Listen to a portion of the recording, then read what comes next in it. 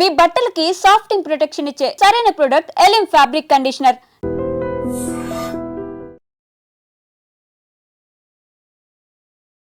నేను గర్విస్తున్న ఎవరు చెప్పారు మనీ గారు?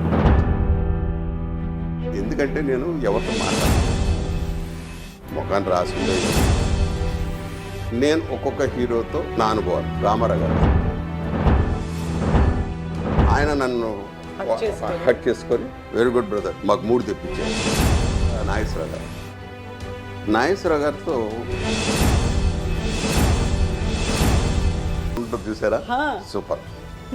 సూర్యకాంతమ్మ గారి గురించి చెప్పాలమ్మా మనం, ఎందుకంటే ఆ మహాతల్లి గురించి ఫస్ట్ ఆవిడ నాకు పెట్టింది ఆ బండోడని. ఆవిడ రోజు కూడా రకరకాలు,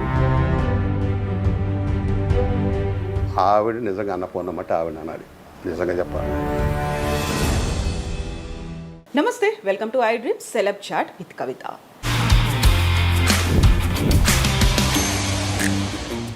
ఒక విలక్షణమైనటువంటి నటుడిని కలవడానికి ఐ డ్రీమ్ టీం ప్రస్తుతం చెన్నైకి చేరుకుంది. మనతో పాటుగా ఉన్నటువంటి ఆ నటుడు తమిళ్, తెలుగు సినిమాలు 1500లకు పైగా చేశారు. సాధారణంగా సినిమా అనగానే ఒక విలన్, ఒక హీరో, తండ్రి, ఫ్రెండ్, కామెడియన్, క్యారెక్టర్ ఆర్టిస్ట్, అన్న, తమ్ముడు, ఇలాంటి రోల్స్ అన్నీ ఉంటాయి. ఆ రోల్స్ అన్నింటినీ పోషించినటువంటి ప్రసాద్ బాబు గారు మనతో పాటుగా ఉన్నారు. యాక్చువల్గా ప్రసాద్ బాబు గారి ఇంటర్వ్యూ కోసం ఆల్మోస్ట్ ఒక 1 year నుంచి ట్రై చేస్తుంటే ఫైనల్లీ ఈరోజు మనకు ఇంటర్వ్యూ దొరికింది. ప్రసాద్ బాబు గారు నమస్కారం. నమస్కారం. ఎలా ఉన్నారు మీరు? బాగున్నాను. Thank you so much. మాకు ఇప్పుడు కొంచెం టైం ఇచ్చినందుకు. ఆఫ్టర్ ఏ ఇయర్ ఫైనల్లీ మేము మీ ముందుకు వచ్చిన్నాం ఇంటర్వ్యూ కోసం. ఎలా ఉన్నారు మీరు? బాగున్నాను. మీరు అన్నారు 1 year నుంచి ఎదురు చూస్తున్నామని. అది నా తప్పు కదమ్మా. ఎందుకంటే నేను ఇంటర్వ్యూలు కానీ ఫంక్షన్స్ కానీ ఎక్కడికి వెళ్ళను, ఎక్కడ కనిపించట్లేదు మీరు. ఎందుకంటే అన్నీ చూసా. అక్కడికి నేను చూసేది ఏంటి అన్నది అదొకటి. ఇంటర్వ్యూలు నా గురించి అందరూ తెలుసు, మళ్ళీ ఎందుకు? ఆల్రెడీ సగం మంది జనం నేను గర్విస్తాను అనుకుంటారు. ఇప్పుడు మీరు 1 year దాకా ఇవ్వలేదు, ఇంకా గర్విస్తుంది కన్ఫర్మ్ చేసుకుంటారు. అది ఎందుకంటే సినిమా ఇండస్ట్రీలో చాలా మంచి పేరు నాకు, అది గర్విస్తాను. ఎందుకంటే నేను ఎవరితో మాట్లాడను ఫస్ట్ నుంచి కూడా. అది బిడివి అంటారో కంగారు అంటారో అది చెప్పలేను, కానీ ఇండస్ట్రీకి వచ్చిన దగ్గర నుంచి కొత్త మనుషులు, రకరకాల మనుషులు, వీళ్ళందరినీ చూస్తుంటే ఒక చిన్న ప్రపంచంలోంచి ఇంత ప్రపంచంలోకి వచ్చేసాను. రంగుల ప్రపంచం. అది ఎవరితో ఏం మాట్లాడితే ఏం తప్పు జరుగుద్దో. ఎందుకంటే మా ఊళ్ళో చిన్నప్పుడు శుక్రవారం అంటాం మేము, శుక్రవారాన్ని. ఒక పంతులు గారితో మాట్లాడుతుంటే ఆయన అన్నారు, శుక్రవారం ఏంటయ్యా అన్నాడు. ఓ, మన లాంగ్వేజ్ కూడా తప్పు ఉంది, చాలా ఆలోచించి మాట్లాడాలి. మాకు మామూలు అక్కడ. ఇక్కడ శుక్రవారం, ఈ ప్రపంచంలో ఇది ఫస్ట్ నేను నేర్చుకునే వర్డ్ శుక్రవారం. తర్వాత ఇంకో పంతులు గారితో మాట్లాడుతున్నప్పుడు జనరల్గా ఏమంటే పండుకొని, ఏం పండుకున్నావు అన్నాడు ఇంకో పంతులు గారు. మనం పడుకొని ఇప్పుడే లేచి అన్నది ఇది, ఏం పండుకున్నావు, అప్పుడు పండుకొని అనేవాడిని. ఓ, ఆ 2 ఫస్ట్ కొత్తలో నేర్చుకున్న పదాలు మాట్లాడే. అప్పటి నుంచి చిన్న భయం నాకు, మాట్లాడేటప్పుడు ఏ తప్పు వస్తే ఏమి రాదురా అని అంటారేమో. అలాగా ఆ భయం అంటే ఎక్కువసేపు మాట్లాడకుండా వీళ్ళతో పుస్తకాలు, నవల్స్ అన్నీ కొనుక్కొని నవల్స్ మీద చదువుకుని, షూటింగ్ ఉన్నా కూడా ఆ సీన్ చూసుకునేవాడిని. తర్వాత నవల్ చదువుకునేవాడు. నన్ను చూసిన వాళ్ళు అందరూ అనుకునేవాళ్ళు, వీడు గర్విష్ఠుడు అని. నా మనసులో ఏంటంటే నాకు తెలుసు నా తప్పేండు. ఏం మాట్లాడి మామూలుగా తమిళే కాదు తెలుగు కూడా నేర్చుకోవాలి. అసలు తమిళ సంగతి నాకు అనవసరం, ముందు తెలుగు ఒకటి వస్తే చాలన్న దీంట్లో నేను ఉండేవాడు. నేను మాట్లాడే తెలుగు కూడా తప్పే, మనకు అసలు అది కూడా రాదు కదా. అంటే నేను చదువులేదు, సెకండ్ భావంతో ఆపేసి ఇటు వచ్చేసినవాడు. తర్వాత మెట్రిక్ ఏదో నెట్టా, అది కూడా వేస్ట్. ఇంకా మా వల్ల కాల, ఇంక ఇటు అనుకోకుండా బయలుదేరి వచ్చాం. సరే ప్రయత్నం చేసాం. దగ్గర 19 ఏట నుంచి పరుగులు పెట్టాను. ముఖాన్ని రాసిందో ఏమో సినిమా ఆర్టిస్ట్ అయ్యాం. కాకపోతే అంటే ఆల్మోస్ట్ ఇంటర్వ్యూలో చెప్పేసినే కాకుండా నేను ఒక్కొక్క హీరోతో నా అనుభవాలు అంతే. సరదాగా చెబుతాను. రామారావు గారితో, దాసనారాయణరావు గారు డైరెక్టర్, విశ్వరూపం సినిమా అది బాగా జరుగుతుంది, బాగా చేస్తున్నాం అందరూ. నేను, ఈశ్వరరావు, మా నారాయణమూర్తి వీళ్ళందరూ అంటే చిన్న హీరోలాగా. రామారావు గారు మెయిన్ క్యారెక్టర్. అందులో ఆల్రెడీ మీరు ఆయన విశ్వరూపం చూస్తున్నారు బయట. అవును అవును, అన్ని సినిమాల్లో మామూలు కాదు. ఆయన అంటే ఏంటో ముందు ఆ భయం, ఆయన దగ్గర వెళ్ళడానికి భయం ముందు. కానీ ఆయన తర్వాత పరిచయం అయ్యి అలవాటు అయిన తర్వాత ఆయనంత సరదా మనిషి ప్రపంచంలో ఎవరు లేరు. బయటికే గంభీరం. ఓ సీన్ ఆయన అంటే రామారావు గారు కాలేజీ వదిలేసి వెళ్ళిపోయే సెండ్ ఆఫ్ అది అంటారు, ఆ పార్ట్ ఇస్తున్నారు. అందరు డైలాగులు ఒక్కొక్కటి చెప్తున్నారు. నాకేమో డైలాగులు ఇవ్వాల, అందరికీ డైలాగ్ రాసి ఇచ్చేసారు. నాకు టెన్షను, వీడు నాకు డైలాగ్ ఇవ్వలేదు. అంతకుముందు ఏదంటే ఏమంటే అన్నీ మీరే చెప్తున్నారు, మాకు కూడా ఏమన్నా చిన్న చిన్న డైలాగులు అంటే సరే ఇదిగో తీసుకొని చెప్పిచ్చేవాడు. నారాయణరావు గారు ఏమన్నారు, డేయ్ నువ్వు చెప్తున్నావు ఏంటి, సాధు అంటాడు నన్ను. ప్రసాద్ సాధు. మీది చాలా పొడవు పేరు ఉండేది, దాన్ని ప్రసాద్ కుదించారు, అందులో కూడా సాధు అని. సరే సాధు నువ్వు చెప్పేటాను కాదు సార్, వాళ్ళు డైలాగులు లేవని అంటున్నారు కదండి, వాళ్ళని కూడా ఏడ్చేవాలే, నువ్వు చెప్పు మాకు తెలుసు అన్నాడు. సరే అలాంటిది నాకు ఇంత మొక్కు, ఆయన వెళ్ళిపోతుంటే అసలు నాకు ఇవ్వాలి కదా, నాకు డైలాగ్ ఇవ్వలేదు, ఏమి ఇవ్వలేదు, నువ్వు ఏం చేస్తావంటే ఇవ్వలేదు. చిన్న లోపల ఫీలింగ్. అంటే హరిప్రసాద్, ఈశ్వరరావు, నారాయణమూర్తి అక్కడ ముగ్గురు ఆయన ఆర్టిస్టులు. నేను బయట ఉండే కాబట్టి నాకు ఇవ్వలేదు. చూసారా నా బుద్ధి లోపల స్టార్ట్ అయిపోయింది. సరే నా వద్దు సాధు వెళ్ళాను. సార్ డైలాగ్ సార్, ఈ డైలాగ్ కదా అని జేబులోంచి ఒక పేపర్ ఇచ్చాడు. ఇంగ్లీషు పేజీన్నర ఉంది. ఇటు కూడా తిప్పా. ఏంటంటే నాకా రామారావు గారికి అన్న చెప్పుబో అన్నాడు. సార్ నాకు తెలుగు సరిగా రాదు, ఇదేంటాడు బాబు నువ్వు ఇంగ్లీష్ అందరూ జనం అన్నారు కదా. నాకు తెలుసురా, ఏం చేస్తావంటే రామారావు గారిని ఆయన వెళ్ళిపోతున్నారు కదా, నీలో బాధ ఉంటుంది కదా, ఆ బాధని మా అందరూ రావాలి, మా అందరి కళ్ళలో నీళ్లు రావాలి, అందరూ చప్పట కొట్టాలి, ఏం చేస్తావు చేసుకోవాలి. లోపల ఉన్న ఒక నటుడు ఉన్నాడు, అప్పటికప్పుడు మనకు నటుడు ఉన్నారు సార్, నాకే తెలియదు, నేను ఆయనకి చెప్తాను. సరే సరే సరే మెట్లు ఎక్కుతూ నేను అప్పుడు ఎక్కువగా మన శివాజీ గణేష్ గారి సినిమాలు చూసేవాడిని. ఎప్పుడైతే మౌంట్ రోడ్ వెళ్తే 2-3 సార్లు ఆ సినిమాలు చూసేవాడిని. ఆ భార్య పోయినప్పుడు ఒక సంఘ పథకం అనుకోండి, భార్య పోయినప్పుడు ఆ చిన్న ఇది ఆ ఫీలింగ్తో అలాగే మెయింటైన్ చేస్తాను. అది గుర్తొచ్చింది. సరే నేను కూడా అలాగే కళ్ళు ఆర్పకుండా అలాగే మెట్లు ఎక్కుతూ వెళ్ళి ఆయన దగ్గరికి వెళ్ళేటప్పటికి నా కళ్ళలో నీళ్ళు స్టార్ట్ అయిపోయింది. ఎదురుగా ఆయన చూస్తే ఆయన కళ్ళలో నీళ్ళు, ఇద్దరు గ్రెజన్ పెట్టుకోవాలి, ఇద్దరు అలా వచ్చేస్తున్నాయి. ఆయన నన్ను హట్ చేసుకొని గట్టిగా అంటే నాకు ఊపిరి రావట్లా. సార్ నాకు ఊపిరి రావట్లేదు సార్, సార్ నాకు గాయట్లేదు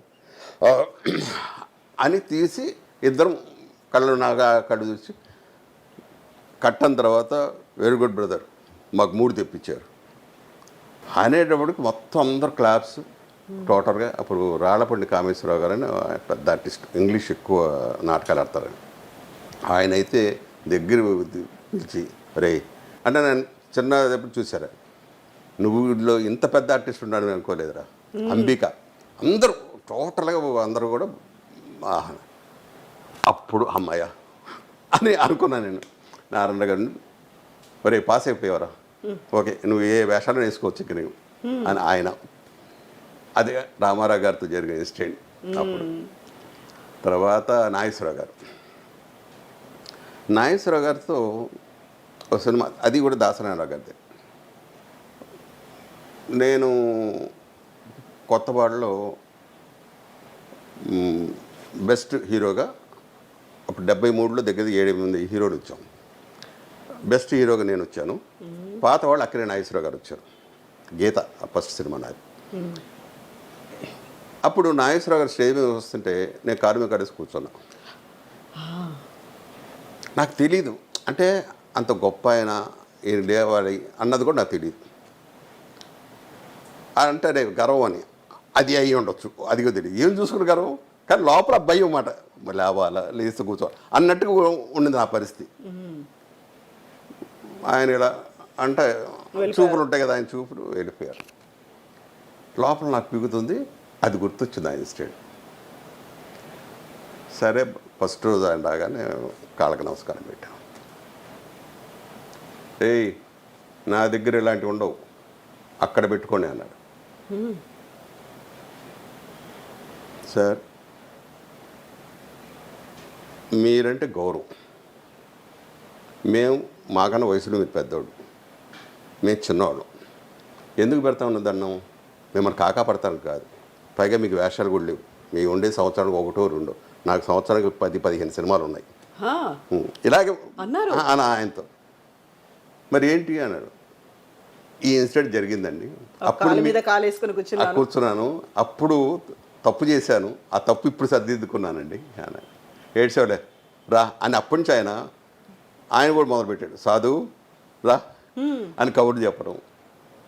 ఆయనతో అలా జరిగిపోయింది. అదొక ఇన్సిడెంట్. ఇంకా కృష్ణ గారు నిజంగా దేవుడు. ఎన్నెన్నో కథలు ఆయన మీద దేవుడిని ప్రతి ఒక్కరు అంటారు. నన్నైతే వాళ్ళ పియ్య ఒకడు, మూర్తి అని ఒకడు ఉన్నాడు.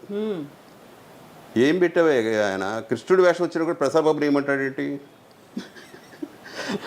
అలా ఏ మందు పెట్టావా అనేవాడు. నేనేంటంటే ఫస్ట్ సినిమాకే ఎలాగ ఉండాలో అలాగ మామూలు ఇలా అనేవాడిని. ఆయన పెద్ద ఈ నమస్కారాలు ఇవన్నీ ఉండవు, నేను అలాగే వెళ్ళిపోయాను. అది దొంగల బేట త్రిమూర్తి ప్రొడక్షన్లో సైడ్ విలన్ క్యారెక్టర్. ఫస్ట్ రోజు చూసి ఆ సాయంకాలమే పొద్దున 14 నుంచి నాకు ఒక కబురు, ప్రసాద్ బాబుని పిలవండి, ఆ వేషానికి అతను పెట్టండి.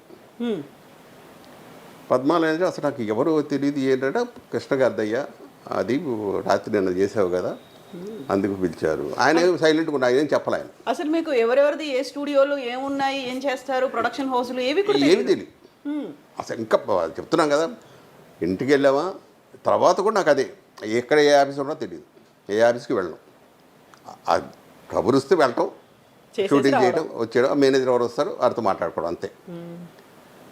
కృష్ణ గారితో శభాష్ బేబీ వాళ్ళ పద్మాలయ వాళ్ళతోనే మెయిన్ విలన్ వేషం. దాంట్లో చాలా మంచి పేరు వచ్చింది. అప్పుడు మురళీమోహన్ నుండి ప్రసాద్ జయకృష్ణ ఒక సినిమా తీస్తున్నాడు, ఒక్కసారి జయకృష్ణ కరువు అన్నాడు. ఆ ఆఫీస్ ఎక్కడో ఏమిటో నాది అంటే నేను వచ్చి చూపించాలా అన్నాడు జోక్గా. కాదన్నా నాకు తెలీదు వాళ్ళు ఎవరో ఏమిటో. సరే నీకు అయ్యా అక్కర్లేదు కానీ వాళ్ళు వస్తారులే ఓకే అని. పొద్దునే మేనేజర్ సార్ జయకృష్ణ ఆఫీస్ అండి, మీరు ఒకసారి ఆఫీస్కి వస్తారని. సరే పెడితే అక్కడ బాపు గారు వెళ్ళగానే చొక్కా ఇప్పామన్నా. దీంట్లో చొక్కా ఇప్పమంటాడు ఏంటి, ఎవరు వీళ్ళు అంటే ఆయన ఎవరు కూడా తెలియదు నాకు. బాపు గారు కూడా తెలియదు అంటే పేపర్ నాలెడ్జ్ లేదు, బయట ప్రపంచం తెలియదు, కాకుండా సినిమాలో కనిపించాలి చేయాలి అంతే. హీరో అయిపోవాలి ఓహో అని కాదు, సినిమాలో కనిపించాలి, ఇంత వేషం ఓకే కనిపించాలి అన్నదే మెయిన్. హీరో అవ్వాలనేది లేదు, అది లేదు. అబ్బి అంత ఇది మనకుందని నాకు తెలియదు. వద్దు అన్నదే, ఏదో వచ్చామా 4-5 వేషాలు తీసుకుని వెళ్ళిపోయాం అంతే. సరే తీయమని సార్ చొక్కా ఇప్పాను. నువ్వు పో అన్నాడు. ఏం చూసారు? చొక్కా ఇప్పమన్నాడు, ఇప్పాను, చూసాడు, పో అన్నాడు. యాక్టర్ కావాల్సింది డైలాగ్స్, డైలాగ్ చెప్పాలి, అసలు ఏ డైలాగ్ అన్నది అసలు అడగల. వెళ్ళిపోయాను. కన్ఫామ్ అయ్యా నువ్వే భీముడు అని ఒక క్యాసెట్ ఇచ్చారు. భీముడు అంటారు ఏమిటని అనుకున్నా. సేవడు అసిస్టెంట్ డైరెక్టర్ని అడిగా, ఏంటయ్యా ఇది అంటే, పెద్ద వేషం ఇది కృష్ణరాజు గారు వేయాలనుకున్నారు, దీనికి ఒక పాట కూడా ఉంది అని నా భయం పట్టుకుంది. ఈ క్యాసెట్ ఏంటన్నా, ఇది కన్నడంలో తీశారు, ఇది చూసామంటే నీకు ఒక ఐడియా వస్తుంది. సర్లే అన్నాను. అది చూడాల పక్కన పడేశాను. నాకేంటంటే ఒక అతను చేశాడు ఓకే, బ్రహ్మాండం చేసి ఉండొచ్చు, కానీ చూస్తే డెఫినెట్గా అతని టైపు కాపీ కొడతానా లేదు నేను చేసుకోవాలా కన్ఫ్యూజ్ అయిపోతాను. ప్రతిసారి కంపారిజన్ అనేది చూసుకుంటారు మీరు. అంతేకా మరి అన్నప్పుడు వద్దు అని మనసులో అనుకొని చూడాల. వీళ్ళు అడిగారు చూశానండి నేను, సరే బాగా చేసుకోవాలి. కృష్ణరాజు గారు అందరు మురళీమోహన్ అందరు ఒక రోజు 2 రోజులు అలాగ ఆ క్యారెక్టర్ ఎక్కడికి పోతే నాకు నేను చాలా పెద్ద వేషం, చాలా జాగ్రత్తగా చేసుకోవాలనుకున్నాం. పోటీ అప్పుడేంటి మాకు అందరు కుర్రోళ్ళతోనే పోటీ, వాడు ఎన్ని సినిమాలు చేస్తున్నాడు, వీడు ఎన్ని సినిమాలు చేస్తున్నాడు, మనం ఎందుకు తక్కువలో ఉన్నాం, మనం కూడా ఎక్కువ చేయాలి. ఇదే తప్ప యాక్టింగ్ ఇది కాదు, ముందు పోటీ అంతే. వాళ్ళలోంచి మనం గొప్పవాడు అయిపోవాలి. మన ఊరి పాండవుల్లో భీముడి క్యారెక్టర్ పెద్ద పేరు వచ్చింది. ఓవర్ నైట్ రిలీజ్ అయిన 2వ రోజే దగ్గర ఒక 30-40 సినిమాలు స్టిల్ ఇప్పటిదాకా కూడా అదే. తర్వాత నా క్యారెక్టర్ చాలా వేషాలు వేసాను, అన్నింటిలో మంచి పేరు, కానీ చెప్పుకోవడానికి మొదలు నాకు మనోహర్ పాండవలే చాలా మంచి పేరు వచ్చింది. అలాగా కృష్ణరాజు గారిది కృష్ణ గారితో అయిపోయింది. అది కాంపిటీషన్, అందరూ కొత్త వాళ్ళు, మిగతా వాళ్ళు ఉన్న కృష్ణరాజు గారు ఎలివేషన్ ఆల్రెడీ అప్పటికి తెలుసు ఆయన ఏంటి అనేది. పెద్ద ప్రొడ్యూసర్ కూడా కదా, గోపికృష్ణ బ్యానర్ వాళ్ళది. మరి అట్మాస్ఫియర్ ఎలా ఉండేది? అదేనమ్మా, అది చెప్తాను. పొద్దున రావడంతోనే ఆ డ్రెస్ చేసుకోవడం, మేకప్ లేవు, అవును, ఎండలు ఉంచుకోవడం. అప్పుడు నేను తెల్లగా బాగుండేవాడు. ఈ తెల్లగా ఉన్న వాళ్ళందరూ కూడా ఎండలు ఉంచుకునేవాడు. బాలు మహేంద్ర కెమెరామెన్ ఒక గంట నుంచి ఉంటాం. ఆ డ్రెస్ ఇలా వాళ్ళ బాబు గారు వీళ్ళందరూ వచ్చేవాళ్ళు, యాక్ట్ చేస్తున్నాం. ఒకరోజు నాకు షూటింగ్ లేదు, నేను మామూలు ఫ్యాన్ షర్ట్ వేసుకొని జనాన్ని సత్తున్నా. జనం అప్పుడే అలవాటు పడిపోయారు, అప్పుడే అలవాటు పడిపోయారు బాగా. ఇక వాళ్ళందరినీ నెడుతున్నా, ఎవరు ఆ కుర్రోడు, బాపు గారు అడిగారట, మన భీముడు కృష్ణరాజు మన భీముడు అండి. ఏంటి ఇంత బాగున్నాడా అంటే భలేవాళ్ళే, అదే చాలా గొప్ప వేషం, అది ఆడికి అది మంచి పేరు వస్తుంది అది అని కృష్ణరాజు గారు అప్పుడే చెప్పారండి. ఆడొక్కడికే మంచి పేరు వస్తుంది అని చెప్పాను. తర్వాత నిజంగా అంత మంచి పేరు వచ్చింది, బాగానే చేసాం. ఇలాగా ఆల్మోస్ట్ అందరూ హీరో బాలయ్య గారు అని ఇంకా అక్కడి నుంచి సక్సెస్ ఫార్ములా అంటారే, ఆర్టిస్ట్గా ముద్రపడిపోయింది. అన్ని సినిమాలు చేసేవాడిని. కాకపోతే ఎక్కువ 40-50 సినిమాలు 40-50 రోజులు అడిగితే ఆడది తప్పించుకొని అది ఎంత పెద్ద హీరో వేసేది ఇటు వచ్చేవాడు. ఎక్కువ సినిమాలు చేయాలి, నెంబర్లు అంతే. 40-50 రోజులు అడిగారంటే మోస్ట్ పవర్ఫుల్ రోలే అయ్యి ఉంటుంది మీకు. నేను అది ఫస్ట్ కొత్తలో అలాగే దెబ్బతిన్నాను. 40-50 రోజులు అడిగి మహా అంటే 4-5 రోజులు చేసేవాడు, మిగతా రోజులన్నీ అలా ఉండేది, ఊరికి అలా ఉండిపోయి చెప్పేవాడు కాదు, ఇదేదో మనకి అచ్చురాదు అని ఇటు వచ్చేసేవాడు. వాళ్ళు తర్వాత ఎవరన్నా కాదు ప్రసాదబాబు వెయ్యాలి అని ఎవరన్నా పట్టుబట్టి ఇచ్చేస్తే అప్పుడు చెప్పేవాడు. నా పరిస్థితి ఎన్ని రోజులు ఉన్నాయో చెప్పండి, కరెక్ట్గా అన్ని రోజులు నేను చేస్తాను.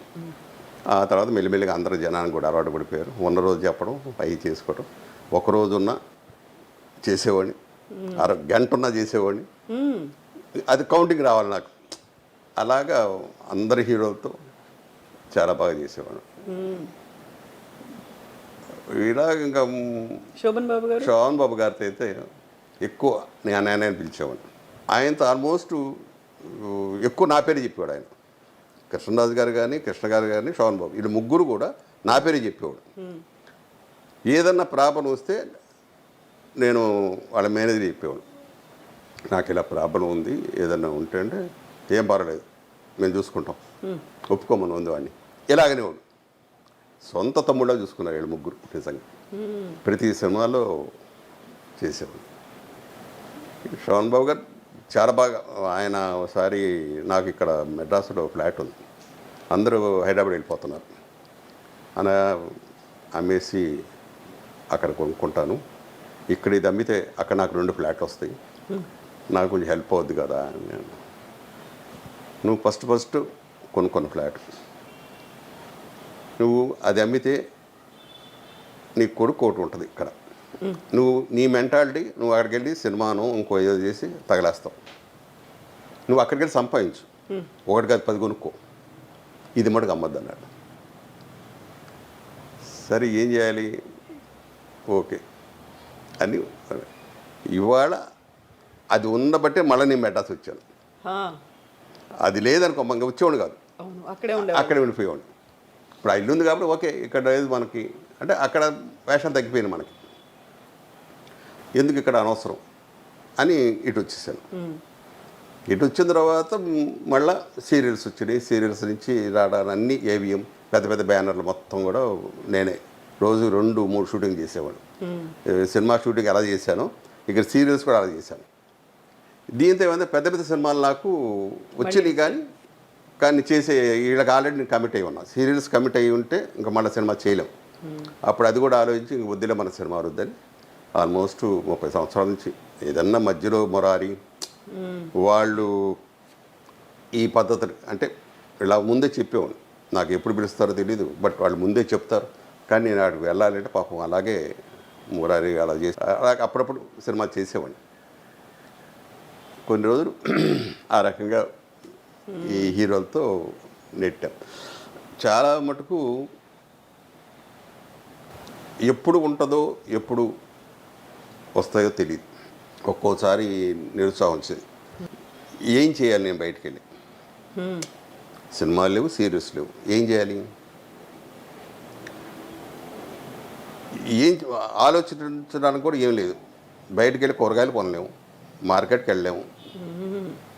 ఈ పరిస్థితిలో ఎలా బతకాలి, కుటుంబాన్ని ఎలా నెట్టాలి అన్నది అదొక ఆలోచన బాగా ఉండేది.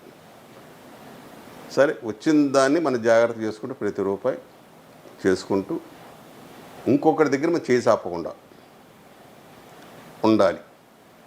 దేవుని ఒకటే అడిగేవాడిని, వెళితే నన్ను తీసుకెళ్ళిపో, ఒక్కరి దగ్గర చేయి చాపి మటుకు పెట్టే పరిస్థితి నన్ను ఉండవద్దు. ఇంకా కోట్లు అడిగేవాడు కాదు, ఇళ్ళు అడిగేవాడు కాదు. ఇది ఒకటే ఆయన్ని కోరుకునేది. ఎప్పుడు దేవుడి గుడికి వెళ్ళినా ఇలా అడిగేవాడిని. దేవుడు అలాగే ఎవరి దగ్గర చేసి ఆపనివ్వకుండా నేను హ్యాపీగా వెళ్ళాడు. ఈ లోపల నా కొడుకు నా చేతికి వచ్చాడు. ఇంకా వాడు ఉండి ఒరే డాడీ ఇంకా వద్దు, ఎన్నాళ్ళు పడ్డారు, ఇంకా మీరు రిలాక్స్ అయిపోండి. ఒరే వస్తే చేస్తా, రాకపోతే మటుకు నేను ఎవరిని అడగను, ఇంట్లోనే ఉంటాను. సడన్గా ఓ రోజు అంటే మా వాడు డాడీ నాకు ఇప్పుడిప్పుడే ఆఫర్స్ వస్తున్నాయి, బిజినెస్ ఇప్పుడు డెవలప్ అవుతుంది, మీరుంటే నాకు సపోర్ట్ ఉంటుంది, పిల్లల్ని మీరు చూసుకుంటారు, నేను బిజినెస్ డెవలప్ చేసుకుంటాను. ఇంకా అప్పుడు మెంటల్గా డిసైడ్ అయిపోయాను, ఇంకా వద్దు సినిమా ప్రపంచం. వచ్చినాయి ఈ మధ్య చిన్న చిన్న గెస్ట్ వేషాలు, ఒకరోజు వేషాలు తెలుగు వచ్చినాయి, చాలా వచ్చినాయి. చెప్పేసేవాడిని అయిపోయింది, ఇంకా ఫుల్ స్టాప్ పెట్టేశాను అన్నారా? ఫుల్ స్టాప్ పెట్టేశాను ఆల్మోస్ట్. వద్దనుకున్నా. ఇప్పుడు నా ప్రపంచం పిల్లల ప్రపంచం. చాలా హ్యాపీగా మనోడు మనవరాళ్ళు తాత తాత అని పిలుస్తూ ఉంటే తాతయ్య తాతయ్య తాతయ్య అన్న పిలుపు ఉంటుంది చూసారా, సూపర్. సో టైం అంతా అలా గడిచిపోతుంది బాగా. వాళ్ళకి ఏం కావాలి, వాళ్ళకి ఏం టిఫిన్లు బాక్సులు ఇవ్వాలి, అది కూడా వాళ్ళకి ఏం పెట్టాలి వాళ్ళు ముందే అడుగుతారు. అరే మీ ఏం కావాలరా మీకు అంటే వాళ్ళు ఏదేదో చెప్తారు. ఈ ఇప్పుడు లేటెస్ట్ ఇప్పుడు ఫాస్ట్ ఫుడ్లు వచ్చినాయి కదమ్మా, నూడిల్స్ పాస్తా, అవి మటుకు ఇవ్వను. తింటే ఇడ్లీ తిను, దోశ తిను, పూరి తిను. మరి దానికి ఎందుకు మమ్మల్ని అడుగుతారు, అదే పెట్టండి అంటాడు. దాంతో అది టైం పాస్ బాగా మాకు. వాళ్ళతో పిల్లల్లా కలిసిపోయి అసలు చాలా హ్యాపీగా ఉంది. ఇదేమ్మా ప్రపంచం.